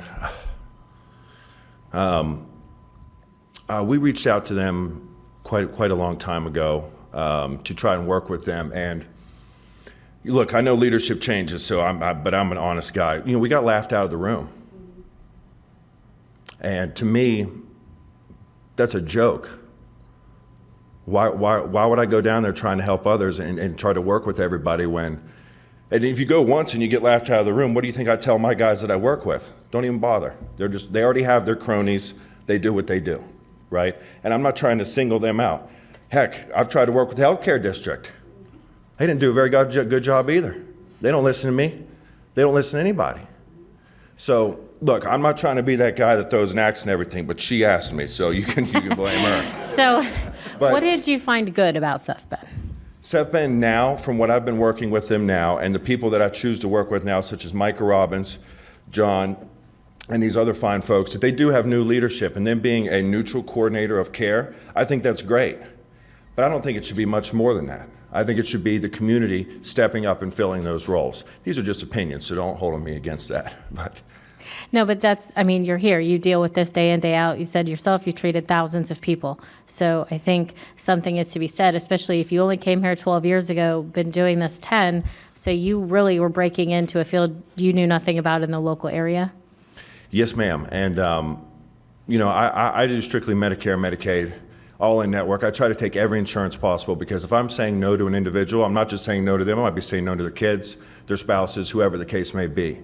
So I started off, though, as being a straight outpatient or out-of-network provider. And what I learned from that was I'm only affecting a very small amount of people. But I noticed the amount of phone calls that come in that I have to turn away because they didn't have insurance or they had Medicare or they had Medicaid. I said, no more of that. We're going to go all in network, and we're going to work with, love to work with HCA. I love to work with a lot of my inpatient providers that can't take the insurance because they need a place to send it. I will make one more point if that's okay. All the treatment centers that I work with down here in Florida, they have nowhere to send Medicare, Medicaid, and indigent. Where is the money going? Every single one of the people I work with is like, Sam, can you please place this person? Can you please take this person? And I'm like, dude, I don't have anywhere to send them. So then you look at all the hundreds of millions of dollars that are spent. Why don't I have somewhere to send them? And where is it that you are referring to? Beds in hospitals or beds anywhere? If we were to engage the community, we have the hospital infrastructure of, we have more than enough. Now, granted, I'm not saying everybody plays together nicely, but we have the infrastructure there that if it was allocated correctly and we had beds in different regions, transportation is a huge issue. And that hasn't been discussed yet. So if we build one facility that's brick and mortar, okay, great. How are people going to get there? What are we going to do about, Palm Train can come, whatever the case would be, that's great. But it's not effective, right?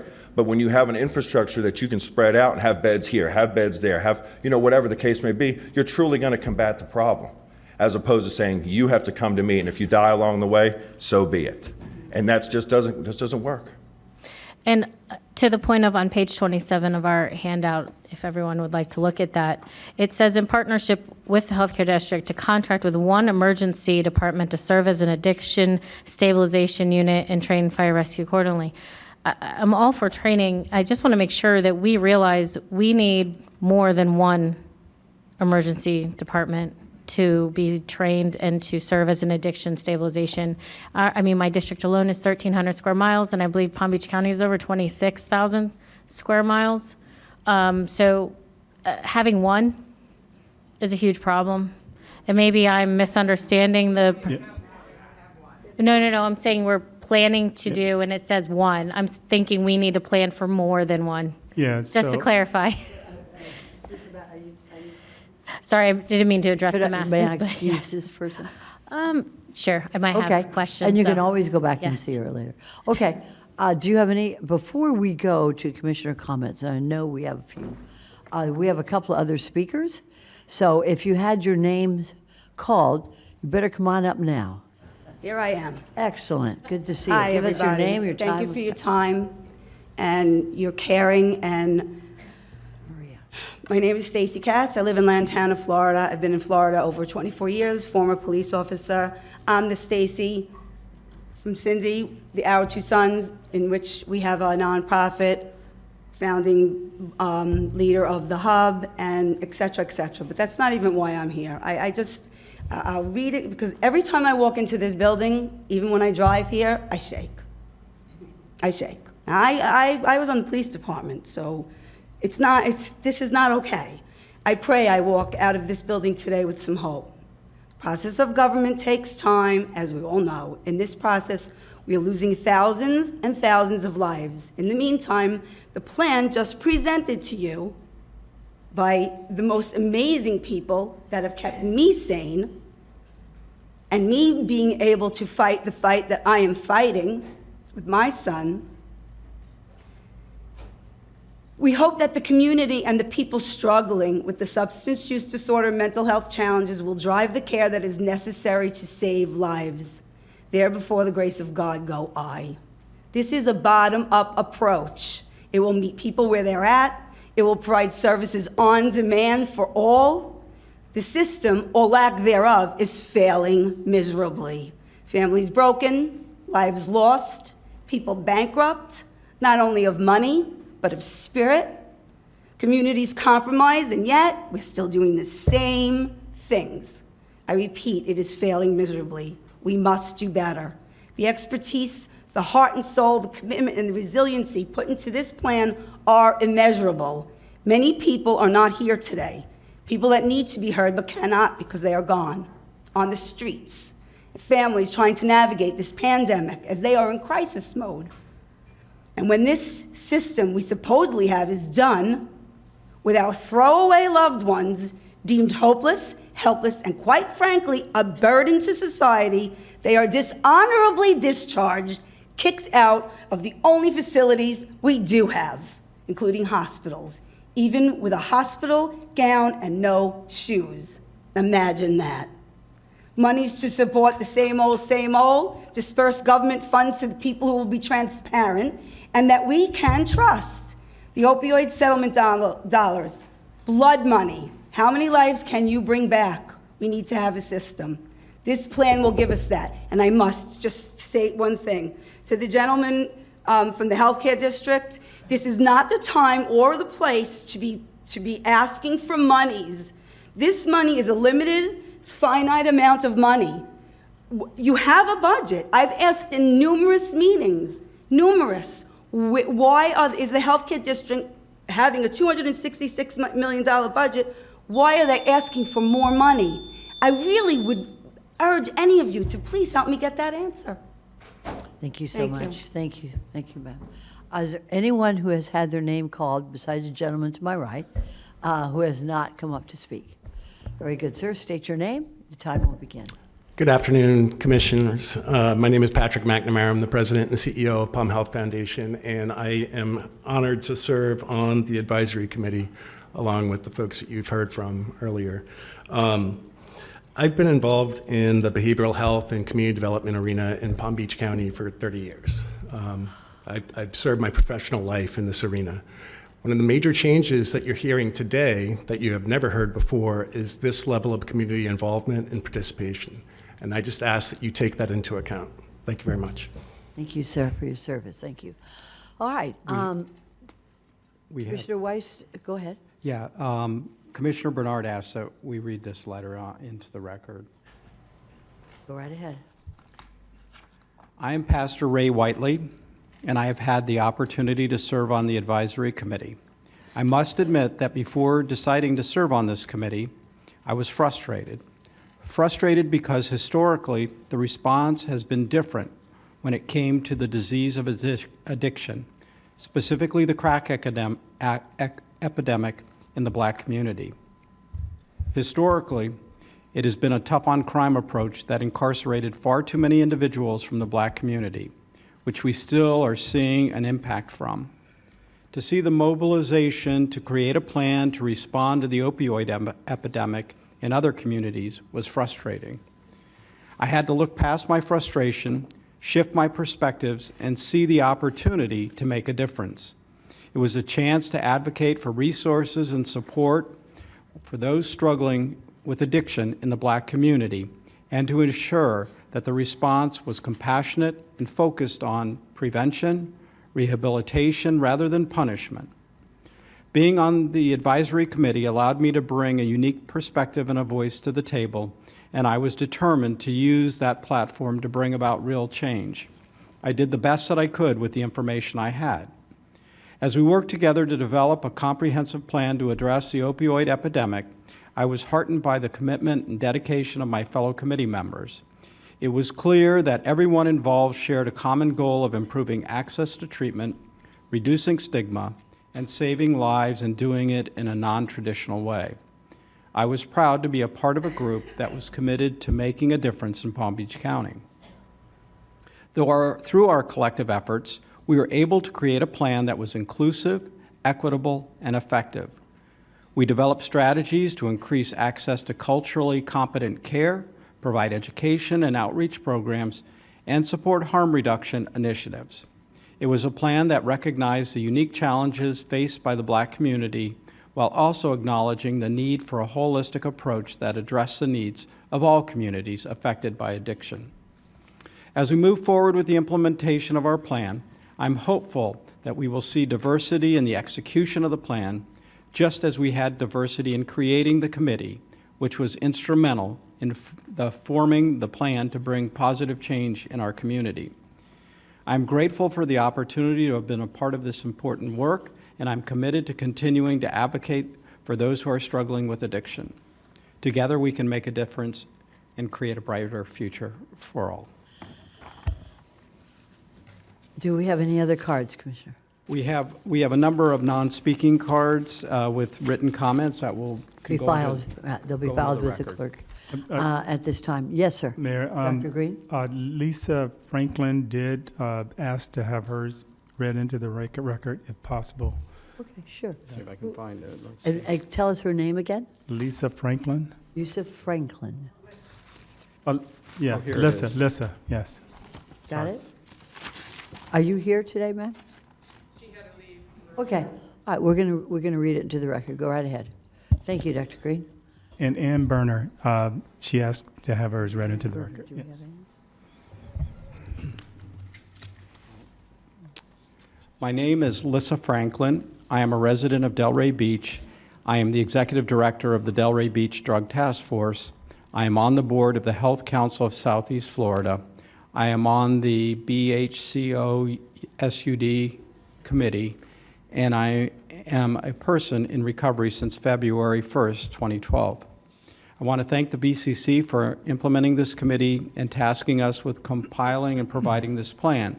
It is a plan that is a half a decade in the making, evidence-based, and whole county community supportive. What I mean by that is it addresses populations and communities that are often overlooked and underserved. This plan stresses the importance of funding the social determinants of health and highlights them for the crucial piece of whole person wellness and healing that they are. Because what good is acute care stabilization if the person has no place to live post-discharge.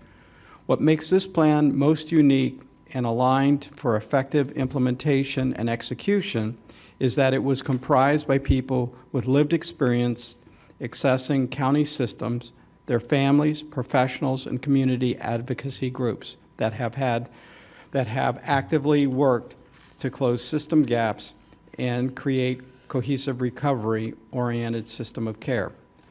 I want to close with thanking my personal superhero, Melissa McKinley. Thank you for supporting us, for believing in us, for treating us like people, not problems. Johnny would definitely be proud.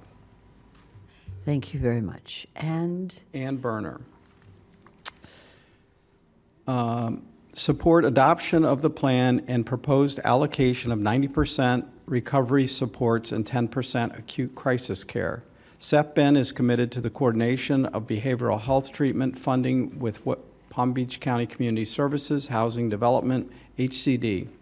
It is important to collaborate to maximize access to care whenever an individual seeks help because they are ready. That's it. okay, very good. All right. Now, thank you very much, everybody, for those heartfelt messages. I'd like now to turn to our county commissioners, and I'm going to start with you, Commissioner Barnett. Go right ahead. Thank you very much, Mayor. I just have two questions. I wanted to ask Rachel, if you wouldn't mind, please. Thank you.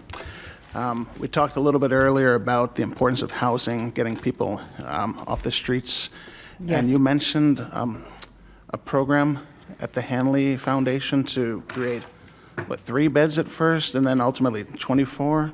Yeah, we're going to, for pregnant women, we are going to start with 7 residential beds.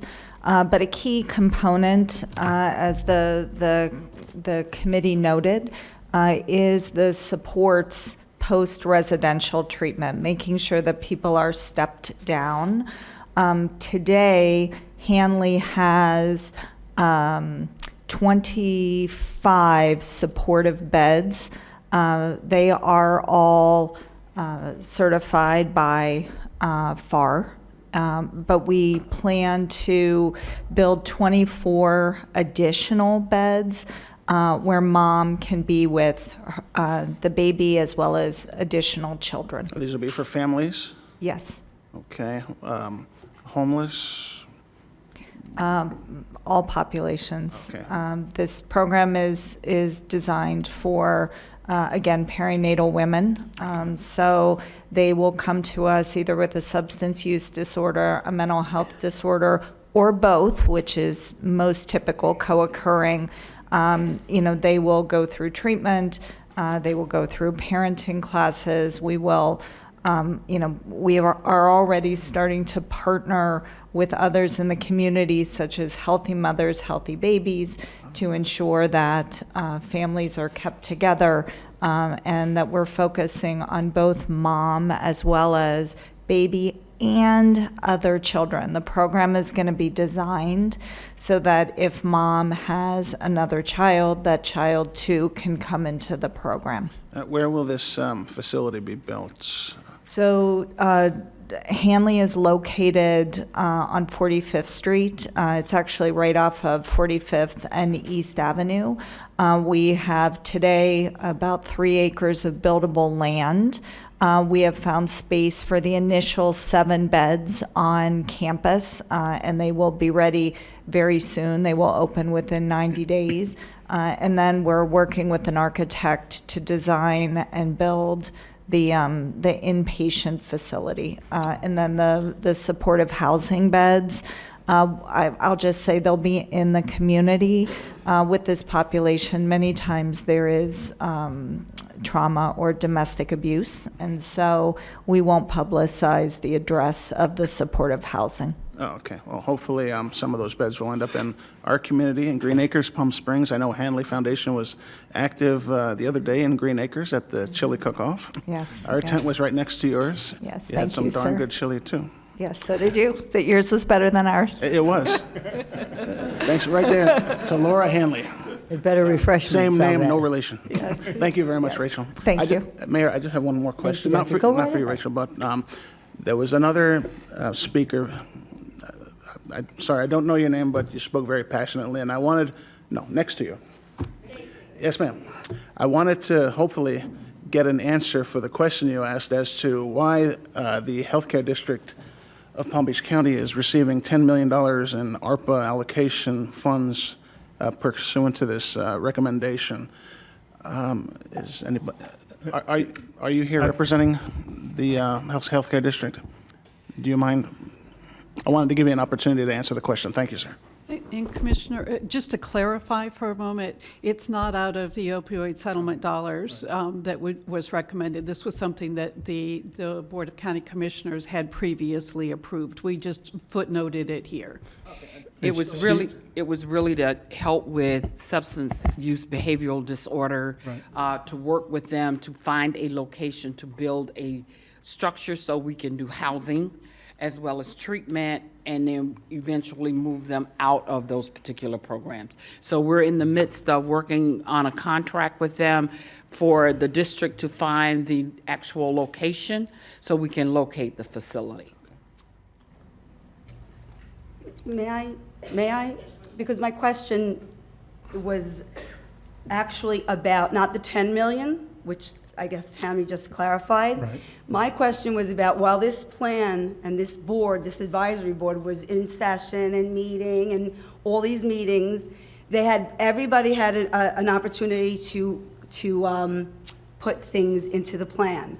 And when you guys asked respectfully for the 5 pages of comments that Mr. Van Arnhem told you about. Right. In that, because I read it I'm not political, I'm just very regular, but I read it, and it says clearly that they were making an ask of monies in there for it was either 1.5, it's not in front of me, or $1.6 million of the opioid settlement money.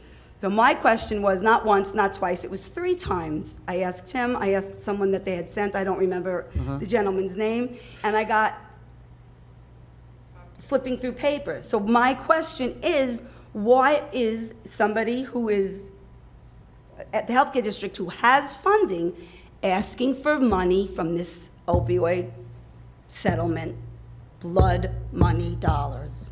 Thank you, ma'am. We don't take questions back and forth. However, Mr. Arman, if you would like to, it's up to you. You may certainly respond to this. I would love question. to respond to that. You've got the microphone. Go Again, ahead. John Van Arnhem for the record. So the dollars that come into Palm Beach County, whether it be federal dollars, whether it be state dollars, and so on, they're intended to support a system of care. And I respect the opinion that all of these dollars should go to the recovery supports. That's the recommendation of the committee. I respect that. The dollars that the healthcare district had requested are part of the expansion of services specifically to serve the population with substance use disorder, expansion of clinic hours, putting professionals into place that are addiction-trained specialists, the warm handoff and the care coordination for those supports that are so desperately needed. The healthcare district is spending millions of dollars. So you arguably, we all have budgets. Yes, we all have budgets, but we have an 18-year funding source here to be able to expand services for behavioral health. Part of what we had proposed was to be able to do that, put more trained personnel, and to be able to connect connect people that are in treatment that come in through a future addiction stabilization unit. And thanks to Ms. Baker for bringing forward that ARPA recommendation. We want a 24/7 central receiving facility, so individuals so they don't have to go to jail, that are experiencing crisis or whether it be from substance use. So we have a functioning addiction stabilization unit, and we have a way to see those people in a system of federally qualified health centers and get them connected to services. So the intent here is not to make some kind of a money grab. The intent here is to propose some broader utilization of the funds to cover all of the needs in as many needs as possible in the substance use space. Sir, if you could, maybe you had 5 pages that we're all going to read, but maybe in your request, and I'll leave it up to you, in your, the healthcare district, could you provide specifics as to what you would do with that money for opioid settlement, specifically for those who have this addiction with opioid, because it is specific to that and not to behavioral health or other issues that obviously the healthcare district takes care of. But what I have learned today is that there are some treatment programs specifically for that opioid. You can always ask for money, so go ahead, and I respect the fact that you did ask on behalf of your board. However, could you give us specifically what those monies would be used for in light of what we have learned today? Yes. Thank you so much for your service. Thank you. And thank you, ma'am. I appreciate it. Thank you. And Commissioner Barnett, are you done? I'm done. For now. Right. Okay. Commissioner Baxter, and then Commissioner Woodward.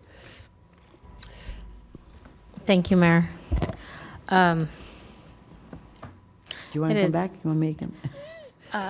No, I'll go, but it is Got it. 5 o'clock, and I hate feeling rushed for something this important. So, I mean, I have a few comments, a few questions. Sure. It's kind of all-inclusive, but I did want to point out something. We as a board do get 3 at-large appointments to the healthcare district. And somebody had brought up something I never thought of. And yes, this is only a finite amount of money, and eventually it will run out. So I would like to engage with people we are selecting to appoint to this board with their commitment to continue that funding should and when these dollars run out through the healthcare district, because this isn't just a Palm Beach County problem. This is a state problem. And opioid addiction does not know boundaries. It doesn't know that this is Palm Beach County versus Martin County versus Broward County. This is an overall state problem. So I'd really like if the board could start planning. You know, we have time to, let's say, make sure this works, but it's going to need continued funding. So I'd really appreciate that if you could. That was on that thought. So thank you. As far as back to what I was saying on page 27, I do think we need more than one. I don't think that contracting with one emergency department is going to be sufficient, unless I'm misunderstanding. If you could please, Dr. James, explain. Yeah. Dr. Green. Okay, yeah, so I think it's intended to start as be a starting point. And certainly, I know that looking at the data from JFK, and there's no unit, there's services provided there. 80% of those individuals are walk-in patients. And so I think part of the healthcare district's model was to open up clinics so that more of those individuals with walk-in can be served, and then have for the more acute care to have that addiction stabilization unit. So we can certainly have more discussions about that and figure out what's going to be. I mean, I would think at minimum in the different corners, I mean, we need one in Belglade. We need one in Riviera Beach, not just JFK. And I would say even South County as well. Yes. We need them spread out at minimum, so that, again, to the point of transportation, I mean, a little off topic, but not, you know, I think we need more butterfly homes because we have one in Wellington. And I won't get into what that is or go down that path, but I don't want this being that same thing where people can't get to a facility so they don't get the service. Absolutely. Okay. I mean, that is key. One thing I did come across is that, so thank you, I'm kind of move quickly, but one of the things in the beginning of this, it focused on page 5, health, home, community, and purpose. Yet I haven't heard one thing for the family or friends of these addicts, because they are the people who suffer too. It isn't just the person with the addiction. So if we're going to offer some health and therapy, maybe we could have therapy with and without the family and teach and train them how to help their loved ones, because they don't know. I hate saying this, it's like ripping a Band-Aid off, but most people know by now. I have lost 2 sisters from this, and the oldest I raise is my sisters. Family, guys. That is what they need. They need that support. And I'm telling you, if we forget that part of this, the rest fails. And if they don't have family, close friends need to be able to also participate in these programs. And that is going to be key, because that is the wraparound that they're going to need. Providing a safe place for them to sleep, because as we know, addicts steal. They take things, so family members don't want them living with them. And I don't blame them. And a lot of times family members have small children, and you don't want to mix the two. So they do need a safe place to stay.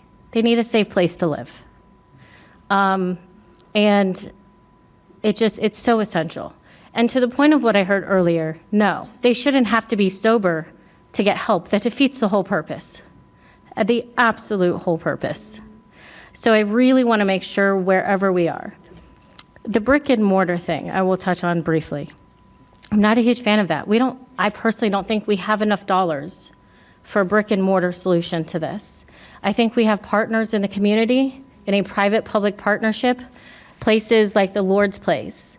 We have places that are getting out of human trafficking and they are addicted to opioids, and they have the Flight Center who has places.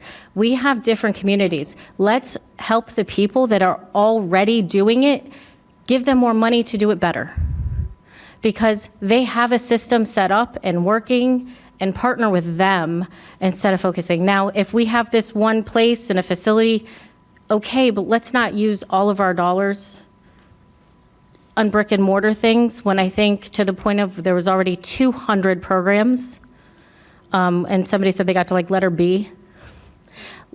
Let's find the ones that have been doing the best jobs and partnering with them, and that's where I think our committee can come in play, is go to them and say, you know, you've been through this, you've lived through this, which programs that you're aware of have helped you the best? Because those are the places we want to help. The syringe exchange, phenomenal, absolutely great. Let's help that program. Rebel Recovery, like, we have people who know what's best. We have people who have had to use services, gone through it, and the ones who've ignored them. Also, to the point of, as far as beds and recovery, I would like to see us partner with some of the hospitals, more of the hospitals, not just in the emergency rooms, but maybe a short-term stay so that they can get better and not get kicked out. And I don't know if we need to fund, but those conversations need to take place. Maybe they need to do some minor, I don't know what that looks like, but reconstruction to try to set up areas or what they have in mind. Ask the CEOs of the hospitals how we can partner, because again, if they have any room for it or beds for it and we can help facilitate that, again, we shouldn't be doing brick and mortar, because then we have to find nurses and staff, and guess what? Hospitals have all that. So let's partner with the people already doing it great. I think it makes way more sense than wasting dollars on other things. If we want to do one, I'm not going to say absolutely not. Let's try it out. But we have so many communities and places we can partner with, and now real funds to say, hey, we're going to help and we're going to pay, because they know best, the experts, again, to those. We also have, Samuel didn't get to is, he actually was starting to, at the end of our conversation, kind of praise Ben, which is what I was eventually getting to, with their ability to facilitate some things. And if he wants to expand, great, but I don't think it's necessary. So I wasn't trying to. I'm saying some people do. The programs come along, they get better over time. And I think that was actually one of the things that we had gotten to, facilitating how everything works. If you could expand on Ben just a little bit, that would be very helpful. On Southeast Florida. First, I want to make sure that we get some naming right. So when we talk about the addiction stabilization unit, what the healthcare district is proposing with their centralized receiving facility is intended to be the long-term solution. So it's not a unit, but it's a facility. I just want to make sure that we're clear, because may have been a little confusion based on the PowerPoint. So the state provides funding, some funding for behavioral health and substance use disorders, and they have managing entities in various regions that administers those dollars. And the managing entity for Palm Beach County, along with several other counties, is Southeast Florida Behavioral Health Network.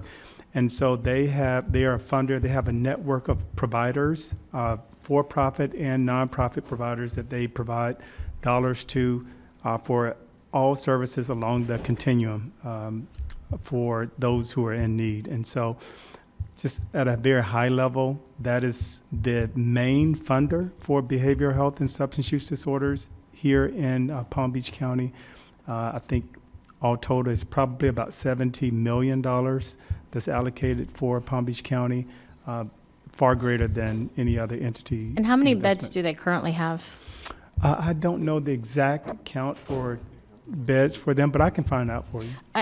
Not necessary, but I think the point is I had asked these questions and they are not at capacity. Okay. So our dollars could help with filling that gap. Yeah. Sure. You Yeah, know, absolutely. they have available beds. And so I think that could be a huge resource. And I'm going to move on to, so yes, that's short term. Now, long term. We have, obviously, that would be a short term type of facility. Having places to live, that would be like previously mentioned.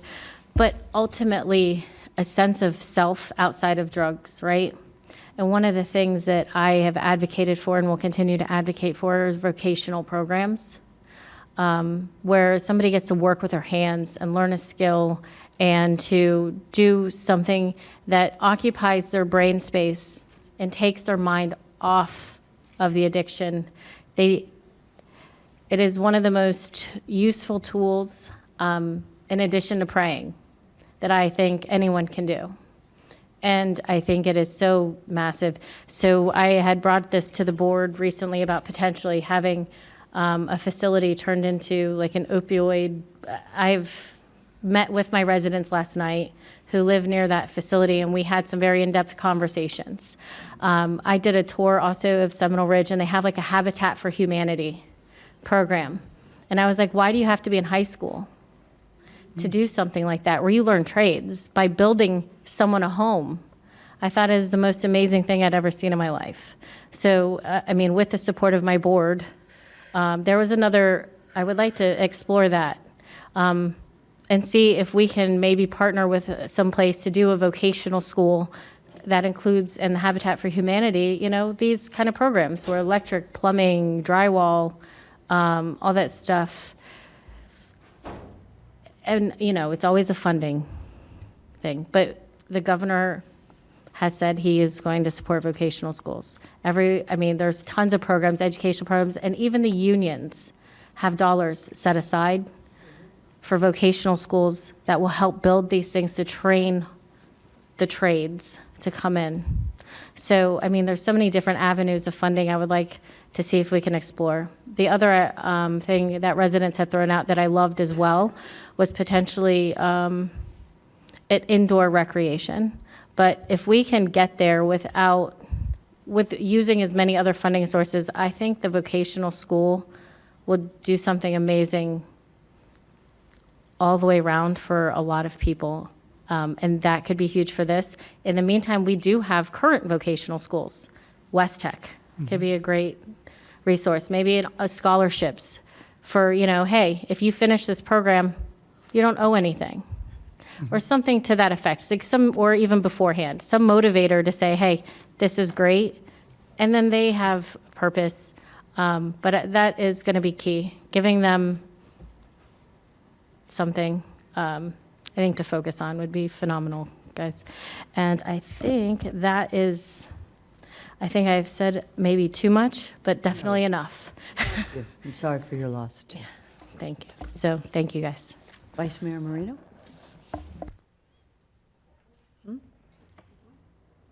Thank you. I did have a question about the JFK had an addiction stabilization unit that is now closed. That was open to a lot of fanfare. The governor has modeled programs after it, but they were only open business hours. And you know, addiction doesn't have a time frame, so we need to do a better job with that. And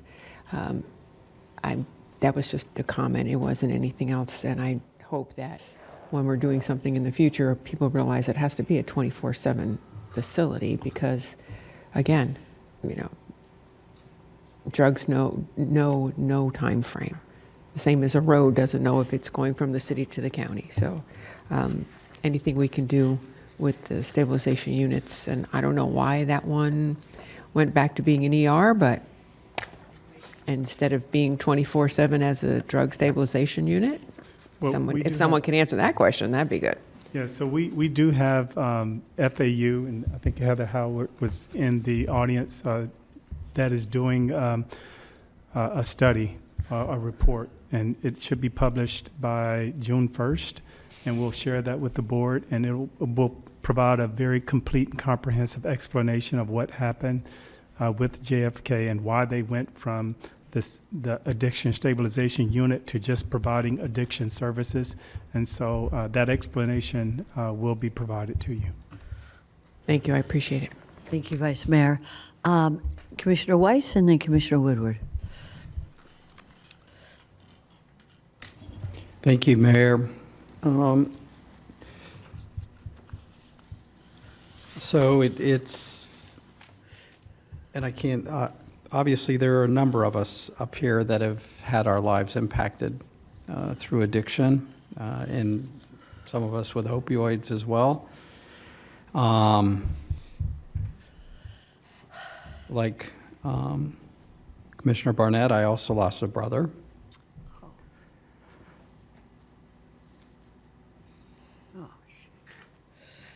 So my question's really in Mike, I can't remember actually who said it first about the blood money, but that's what this is. This is money because how the medical community, in conjunction with pharmaceutical community, put this poison out there. So we're getting this money to try and mitigate the damage that was done. I mean, that's my understanding of why there was a settlement. So that being the case, where's the priority for the actual people that were involved? I didn't see them mentioned in this, and maybe it's farther, because I didn't actually see the whole plan. Maybe it's in there. Is there something in there specifically that prioritizes them? You mean the families who've been impacted by the loss, or the people there? I'm sure there are still people that are addicted that got into this when these opioids were, we had these pill mills and they were here. And I'm sure some of those people are still alive. I'm glad you're here, but hopefully you're in recovery now. But there are people that are not in recovery. Where are they?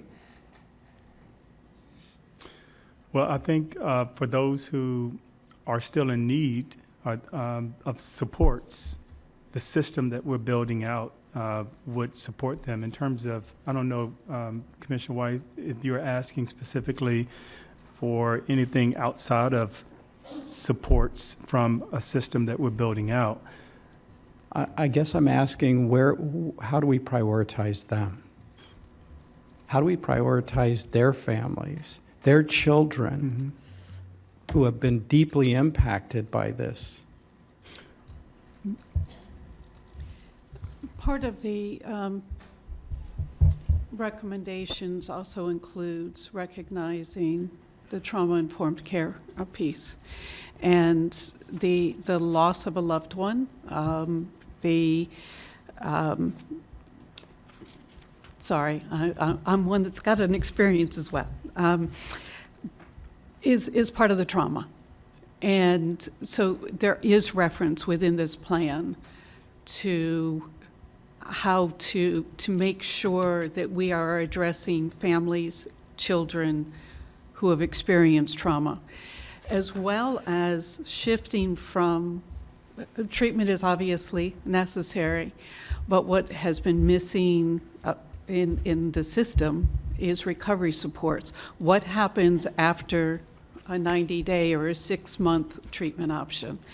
And so there's those individuals who are still seeking treatment that we would be trying to assist through those recovery options to make recovery stick and continue. And thank you for that, and I'll go back to that. But I want to know, for those family members, for their children, I would like to see something in this plan that specifically addresses them and that prioritizes them, because we can't overlook that. Yeah, so we can take that back to the committee and talk about a process that would identify families that were impacted and, and the supports that those kids must need now. They've lost parents. Whether they lost them to addiction, clearly, They may have lost their lives, or they lost them, they're in prison. And they are now suffering from this. And their lives have been damaged and destroyed, not because of anything they did or anybody did. It's an insidious disease. I'd like to think about, and like you all to think about, we don't have enough workforce or affordable housing for anybody in this community today. How are you going to be able to deal with that in addition to the people that we're just trying to get housed now? So where's the add-on so that we're not pushing out other people? So I'd like to understand how that's going to work. Commissioner Weiss, I think some of that was contemplated in the plan. So do you want to speak to that a little bit, John? Well, first, with respect to families, there is a very specific recommendation in the opioid settlements in terms of creating community-based education to increase awareness, and but also in family supports. One of the things that's impressed me with our recovery community work, and I've been in the movement for a very long time, is mostly it's individuals in recovery. What's unique to Palm Beach County is the number of family members, parents of lost, that have been involved in our recovery community centers and our leadership organizations. So their input and their service to the community remains very, very rich. We do have specific family support groups like CRAFT that the county has supported, and that is to do exactly what Commissioner Baxter has asked, is to work with family members and teaching them how to navigate the illness. We also have a grief support group called COPE, which Hanley organization has. So of course there's more work to be done, but I can tell you from a family involvement perspective, particularly in the recovery movement, Palm Beach County is absolutely unique in the level of involvement of family members and parents. And I appreciate that, but it still doesn't get to the kids. They don't have a family.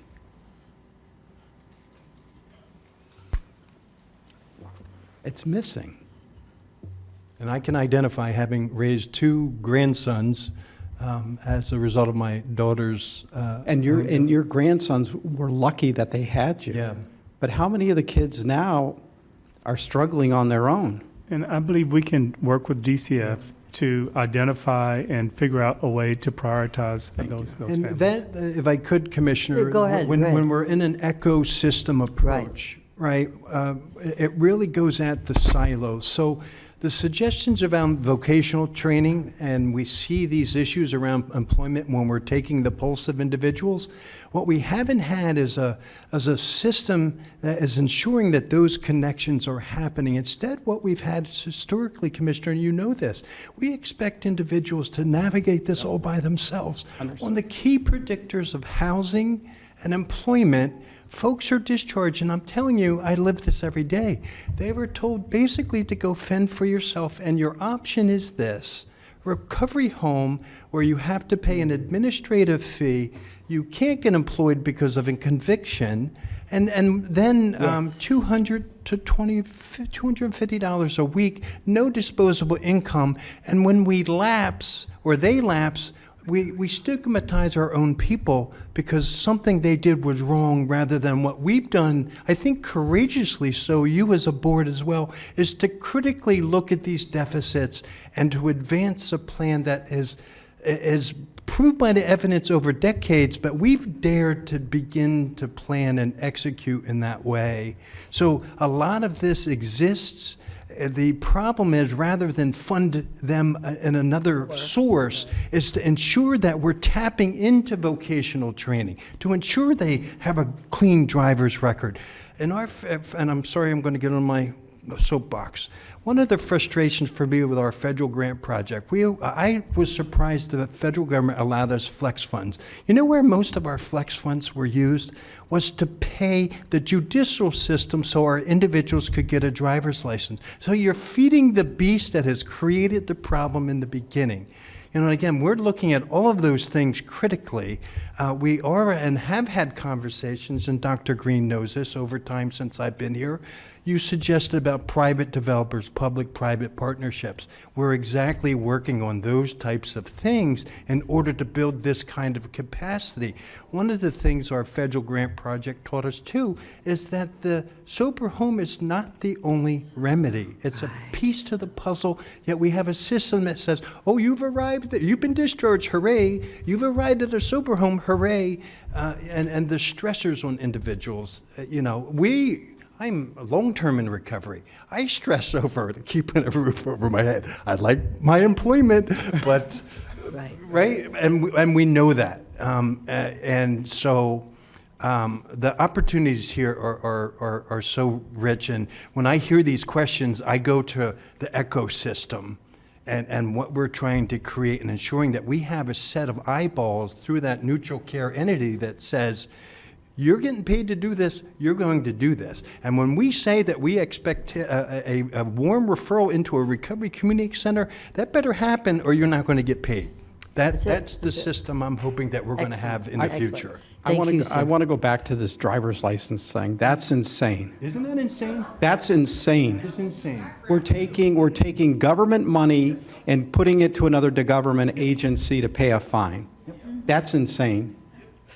Well, it is insane. It is insane. Well, let me just say this. Take a finite resource, right? That's okay. And we're giving it in. We're putting it in the pocket. I know. But let me just say this. Let me just one second, please. What happens when you lose your driver's license is you lose your driver's license when you commit a felony. And the driver is suspended. So part of the solution, because we're not going to change necessarily the law on this, because it's a statewide law, but part of the solution should be that we have somebody from the state attorney's office, part of this group, that advisory board, so that when somebody does lose their driver's license, upon completion of a successful program, then they will be allowed to receive their driver's license without having to pay an attorney to get it. But the fines are only because these are administrative fines. We may also need somebody from the clerk's office, because that's clerk's office, state attorney's office. Then we can make sure that upon successful completion of a program, they will receive their driver's license free and clear again. So thank you for bringing that up. And thank you, Commissioner Weiss, for bringing that up. I'm not done. No, I know you're not. I'm looking at your notes right now, so that's good. I noticed we've got not receiving funds directly with us 21 municipalities. So we have 39 municipalities in this county, so that must mean that they're receiving funds directly. And how is that being coordinated? So we have presented to the League of Cities. So we've had discussions with them, and we're making sure that they're aware of our efforts, and we want to continue those discussions. And for those municipalities that do have funds, we want to make sure that they're at the table to, assist and augment where we can. Obviously, they have the control. We don't. Some of them have opted to give us the dollars, and we're hoping that more will kind of follow suit. And so I think we've had conversations with at least 2 that are looking to give those dollars to us, and that may set a trend of others doing the same. Well, it's a little concerning, both from potentially a duplication of efforts, but also then for gaps that may evolve. Mm-hmm. This is something that I'm also, it's something I guess I need to just put it out there, is how do we make sure,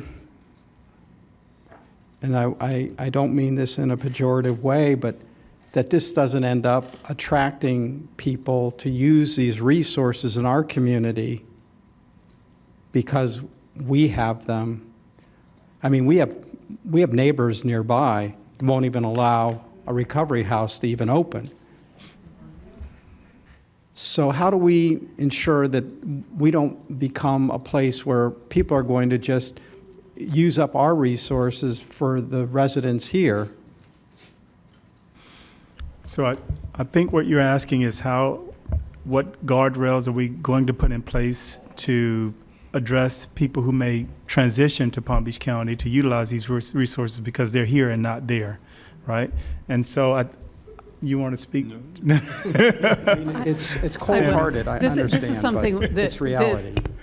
This is something that we will have to work closely with the county attorney's office on. From my county attorney's office days, I do recall. Right. Yeah, there is a Supreme Court decision that hampers our ability to put residency requirements on. But these are opioid settlement dollars. It's not. These are not HUD dollars. These are not coming with strings attached from the federal government. But the U.S. Constitution. So I'm just saying we will need to work with the county attorney's office on any solutions in that regard. Or unless they want to give us their money, because they don't want to do the service. And then I really appreciate what Commissioner Baxter said, but I get really concerned when you said you wanted to have them stay in the hospital. I get really concerned about that. I think the hospitals are a bad place for people that are in needing treatment and recovery. Just to clarify, that wasn't a long-term, that was short-term. I get concerned with them staying in there any longer than they absolutely have to be in there until they can get moved into the proper facility that can really help them, because they're not set up for what I think what the experts say these people need. And if you look at the hospital system in the United States, it's really disjointed. There is no real continuity of care. For most people, you have to be able to navigate that yourself. You have to be able to advocate for yourself in our health care. And that I think it's just something I appreciate what you said, but it also causes me a lot of concerns as well. So maybe we should have more discussion about that. And lastly, I just want to thank the people in the recovery community who have help navigate this with you all, and it's the pain that so many people have been through.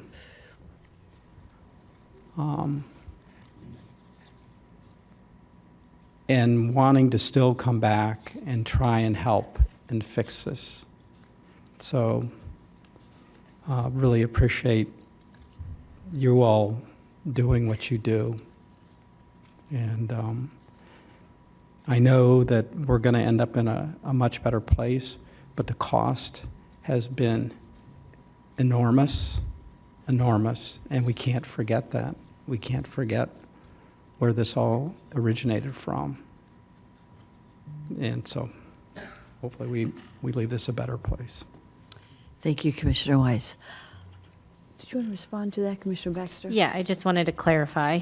And if we need more discussion, absolutely. But I meant more so a safe place, that if they're going to detox, that they're doing it surrounded by healthcare professionals. I didn't mean once everything's out of their system that they continue living or staying there for any length of time. I just think as a place, a safe place, for them to potentially, detox from whatever they're on. I think that could be good with those beds and partners for that, and then having that next step set up of what that looks like, I think would be ideal. Thank you, Commissioner Baxter. Commissioner Woodward. Thank you, Mayor. Before I had my first meeting on this, honestly, I didn't have high hopes, because I wasn't here when the committee was formed. I wasn't here to, as part of the previous board direction, but good job. Everyone, every committee member who's here on this, all of our staff that worked on this. You know, I have to just start, how did we get here? It's been, we've talked about it. It's big pharma, big medicine. What is this about, the settlement money, and what do we do with it? And one of my first comments was I felt that crisis response needs to be the smallest part of this entire plan, because, you know, that's just getting the person to stay alive in that moment. But what comes after? And what comes after, hopefully, even when they go through detox and they get sober, again, we're still just at the very beginning of this entire process. This is lifetime. For most people, it's every day for the rest of your life. You have to face this. And it's initial phase of sobriety. I know a number of you here, you have experience, we all do. It's a very risky time for a lot of people too, especially sometimes the easier the detox, if they go to a certain facility, if they can afford a luxury type facility, the easier the detox, the easier to fall off the wagon, because the pain wasn't quite as real as it is for others. And, you know, they go from being sober to, well, I can go back and take the same that I just did, but because your body has now purged all of that dose that you could handle before kills you this time, or sends you to the ER, and we're back at crisis response again. Mm-hmm. So what did you call it? Treat and street, or treat? Yeah, I called it like wash, rinse, repeat, because I see it, and I've seen it, you know, with a number of facilities and neighbors. You know, they get sober, they go out, they fall again, because there's not what comes after, and everything that comes after should be what we're focusing on. And so I really am happy about the plan being, you know, about recovery. And what was it? It's health, home, community, purpose. Well, health is the first part, but everything that comes after, you know, those are the most important things, and that's what saves people's lives. And not just saving their life, but getting them back to a functioning member of society. Because, you know, what was it, purpose? A sense of purpose was in here. I mean, all of the things that, you know, work should be where we're focusing these funds. And any groups that are, you know, whether it's faith-based groups, we have a number of wonderful nonprofits in our county, and having a way to help navigate them, having the warm handoffs. Because just once someone gets sober, we don't need to just, you know, hey, go figure it out. There needs to be that warm handoff, and we need to follow them. And, you know, it's a way to hold each other accountable, or if the warm handoff doesn't work, then maybe they need a different handoff, because we don't always know which one. And no fault of any group, everybody's different. And that you've said that this is a person-centered approach. It has to be, because everybody's different. And whatever job comes for them after, I mean, maybe it's a volunteer at the animal shelter, or it's working in the trades, or it's back in our restaurants, or even some of these people high functioning jobs before they fell into a painkiller addiction. So it's not that everyone needs to be taught how to work. We need to get them cleaned up and able to get back to what they were doing before. So I'm happy about this, the direction that you're going. I very much support all of this. I mean, I on the Career Source board, and I've even talked to them about, you know, what can we do? And she's already, Julia was putting together a plan. People have to drug test, but once they go through, you know, they're sober and they're clean, they very much want to be a part of helping us navigate getting people back into the workforce. We have a shortage of workers. So it's not that we don't, you know, we need them. We need all of these people to get back to being with us, you know, and it's going to be better for their families. When they have this sense of purpose and a reason to get up, and they're a part of our community, all of this is just going to build us a better way forward, and having them not just be able to support themselves and get back to their families, but they can be out here. We have a number of people in recovery who are helping the ones that are further behind than they are right now. And this whole, I feel good. I was angry about a lot of this because I have strong feelings about some of, you know, how we got here, but this is good. I have hope, and I hope a lot of you have hope as well, because I think that this is the way to move forward. It's interesting to me that the settlement payout is 18 years. That's the definition of a generation. And we kind of have a generation to work on, you know, and we're getting a chance here to kind of work on this. So I just, again, sobriety, that's just the very, very beginning. It's about getting your person back and getting them their life back and giving them the future, and all of us get to participate. And unfortunately, for those of you who have someone that's not with us, hopefully something like this can honor their memory. And I'm sorry that it wasn't around before, but I think we have a good chance to make it better. So that's all I have to say. Thank you. So beautiful, thank you. Vice Mayor? Thank you. Really what I just wanted to say was thank you to all of you that came out and told your story, because that's what helps break the stigma. And all of us up here have been affected by this one way or another. And until we as a community, I like that word, we as a community show that there's no bounds for this. Rich or poor, black or white, there are no bounds. It affects everybody. So keep telling your story, keep sharing that, keep breaking the stigma. And thank you to all of you for your input and having the courage to come up here and tell us. It's difficult. We're all trying not to cry up here. So I know this is the beginning of a very long conversation, and you can tell from the questions of the board that this is very important to all of us. So we look forward to a continued conversation and input. And all of you that have come today, whenever we're talking about this, please feel free to come back and talk again, because your input is what helps all of us. Thank you. Administrator Baker. It's been a long day, so I'm going to be as brief as I can possibly be. Addiction affects all of our neighborhoods. And I know Reverend Watley, you read his statement. I've lived this, and I still live it. My brother left high school, one of my mother's brightest kids. He went to the military. 2 years later, he was dishonored, put out, because he was hooked on crack cocaine, and they just discharged him. And so for 40-plus years, we're dealing. He gets clean, we work with him, and something triggers. He goes back. So it's a little different. He didn't die, but we had other cousins that did, whole generations of them.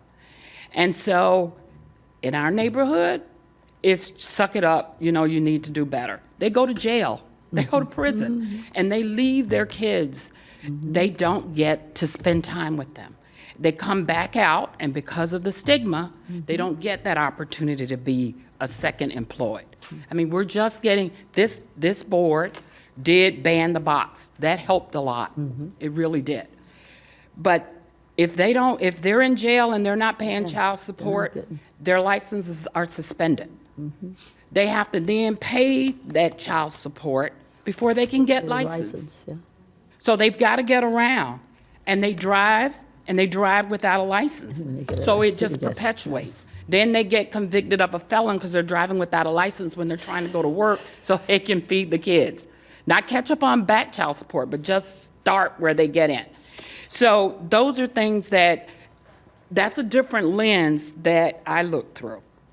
I look through all of it because it is addiction. And it's people that we love that we lose.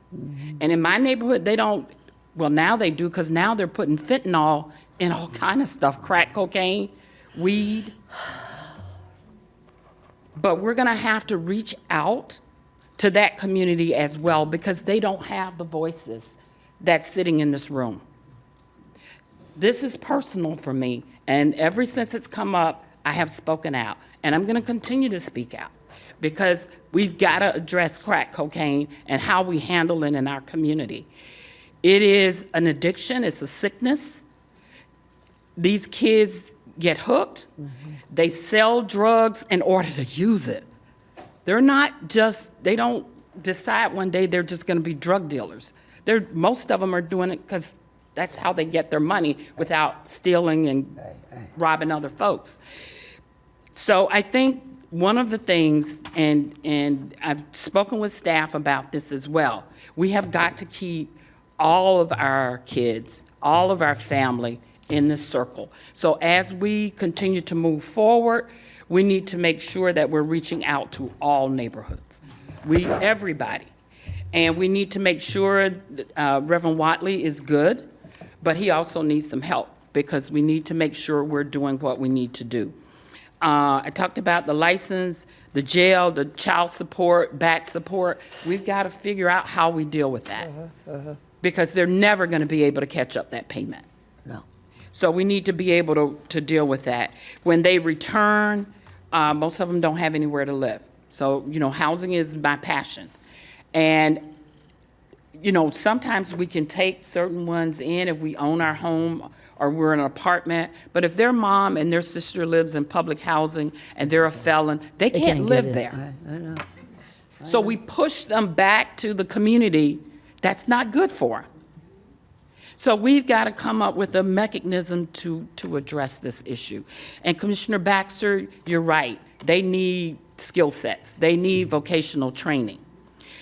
But I'd like to ask this board, if we could, because we've got a slew of vocational programs already established. And so instead of us establishing another, that we work with those various programs, as you stated, on some of the treatment centers. Let's take some of these dollars and pay for, programs to send individuals to, as opposed to us creating another vocational program. Is that something? Commissioner Baxter, go right ahead.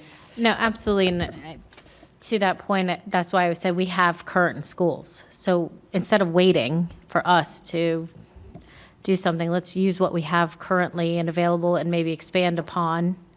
I think could be phenomenal for the community. And so no, I absolutely, that is kind of what I was alluding to. So to clarify, yes, absolutely, please, let's partner with what we already have in place. And maybe if they need, some extra teachers or whatnot to help with that, I'm not sure if these dollars can go towards that, but however that looks, to help support this program. And you had said something about, crack cocaine has been a huge issue in our communities for a very, very long time. I do agree we need to help them as well. I just want to make sure that because these are opioid settlement dollars, it's not going to cover everyone, and it's blood money. It truly is. So if we want to look at maybe some other potential funding to help those This is also substance abuse, right. use. Yeah. So it can cover a gamut of things, and treatment is just treatment. And again, today, we've got fentanyl and opioids, all this stuff mixed into crack cocaine as well. So it would be an eligible expense. And go ahead. So we'll say, let's see what this looks like then. I just want to be able to help the most amount of people. I liked what Commissioner Weiss was saying regarding trying to target the children of these family members that have died. Are there dollars that we are allowed to potentially give them a scholarship or something? I don't know what that looks like to help them because they have suffered from their parent, and because their parent is no longer here, what do they have left? Yeah. I mean, I don't know what else we can do for them, but, maybe pay for therapy, but I think that might be covered by this already. Mm-hmm. What does that look like? How can we help them? Because they ultimately lost their parent, which is awful. So if we could look into that, does it allow for that? Yeah, there's some flexibility in the ways that we can utilize the dollars, and we're familiar with those parameters. And we will certainly have several conversations with DCF, medical examiners' offices, and others to figure out how we can identify the families and then make sure that they're getting the supports that they need. And there's a combination of both the therapy that can be provided as well as the education and prevention piece. There's a lot of research about addiction and I think we need to partner with the natures schools. and making sure that we do that. Right. Because after my sister passed away, they provided a temporary therapist to visit with him in school, but it wasn't anywhere near enough. So something along those lines to partner with, children would be phenomenal, because people forget, because they're resilient, but it impacts a very long time. And I did want to comment that the Youth Services Department, in the therapy that they were already providing in the schools, at the High Ridge Family Center and in offices, does have quite a few clients. The grandmother might be the one who's bringing the child in, or another family member, but those services have been offered by Palm Beach County at no cost for a while. We can certainly increase those supports and increase them with other providers. But I do know that it is a service that has been offered for quite some time. But it's a very small amount, because we need resources but again, that's what this is for, to try to help the most families and to develop a path forward for people who are here. And what can we do for that? So I am a huge supporter of what can we come up with to help individuals get into these vocational schools and help them, through that process. So I think that would be huge long-term, and safe living spaces. Please, guys. Thank you so much, Commissioner Baxter. Commissioner Weiss? Thank you. The other thing I was thinking about is when we have these kinds of programs and so forth, typically there's a financial cliff, right? So you get to a certain point and you don't qualify anymore. That we look at a way that, as you provide the support, that it's stair-stepped if there's, support for housing and so forth. So as people begin, to get their lives back together, they're not penalized in such a way that they end up, not willing to take the next step because they lose, the supports that they've had and the resources. And I think it's caused an issue in this country in the past, and we have an opportunity, at least with this funding, to not have to You're exactly make that correct. mistake again. There is not those fiscal cliff provisions within the opioid settlement dollar, so we're fortunate in that way. Good. And we're working on that more broadly. We have a partnership that the board approved last meeting, May 14th, with the Urban Institute.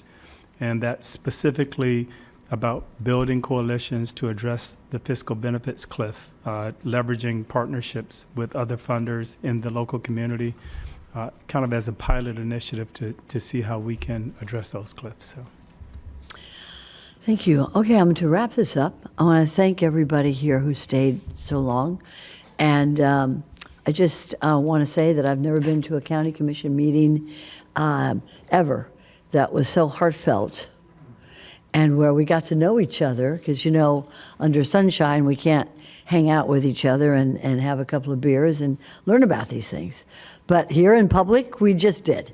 And I don't think there's a family that has not been affected by this scourge.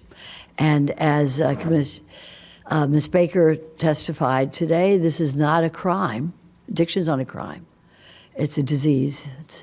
And we treat it as a crime. And I was part of the whole criminal justice system that has fought so hard to get the sentencing for crack cocaine the same as cocaine, as well as to work with, and we're not there yet, when you do time on a crime such as addiction, your life is just about ruined afterwards. You can't even get a bank account or lease an apartment or get a passport. Your life is ruined, and we need to make those changes as well. So, but the only thing I can say is, one, this is the most heartfelt meeting I've ever been to. And I thank everybody for opening their hearts. And secondly, we are working on a Housing First Mayor's Conference, Housing First Mayor's Symposium, June 24th. And the housing first, I've heard over and over again. I've lived through the sober homes, the pill mills. You cannot treat an addiction and then let somebody out in the street and say, good luck, or your insurance is over, you go fend for yourself, because I've seen too many of that in years past, especially in Delray. So what we need to do is we need to listen to the experts, and you all have said it, and those on the other side of this panel have said it. House, you need a house. You need a bedroom, a bathroom, a kitchen. You make it a home. What we're going to do, what the plan is, and this is not original, this has been originated, and we're not the only community in the world that's had this scourge, is to have everybody to have their own little house, that they make a home, and then when they walk out, they're surrounded by services, just as they do in so many other places. So they have job training right when they walk out of it's in their community. It's run by those who have been through it. It's been run by those who have been through it and know how to talk to those who are going through it today. And then they have their vocational, they have their training, they have their meds, they have their everything that they need, their treatment right there as a community. And that is what has been shown. Because you know what? If we had done it the other way so well with the sober homes, why are we sitting here today? It hasn't worked. It's failed. So let's try the way that those who have been through it and the researchers and the experts throughout the world have told us, housing first, a community of those who have been through it to lead. It's like leading someone through the fire. Those, you know how to do it. And we need our public-private partnerships. So this is going to occur for the first time, June 24th. I need everybody on this board to help us put together this plan, and the cities have to have their skin in the game, because we all are in this together. And I think that, again, there could not have been a better meeting on this issue. I only would ask you, give us the names of the people on the board of this advisory committee that you have to all of us. And second, if we could come back again, possibly after the June 24th symposium, and let's see where we're at, because we're going to keep an eye on what's going on. There's a lot of money, and this is, I hate to call it blood money. This is pain money. We want to make sure that it's done properly, and for those who really need it, and the families who are suffering every day because of it. So I want to thank my colleagues, I want to thank the staff, I want to thank our community for coming out and sharing your stories. We'll work on it together. Thank you, God bless you all, and this meeting is adjourned. Thank you.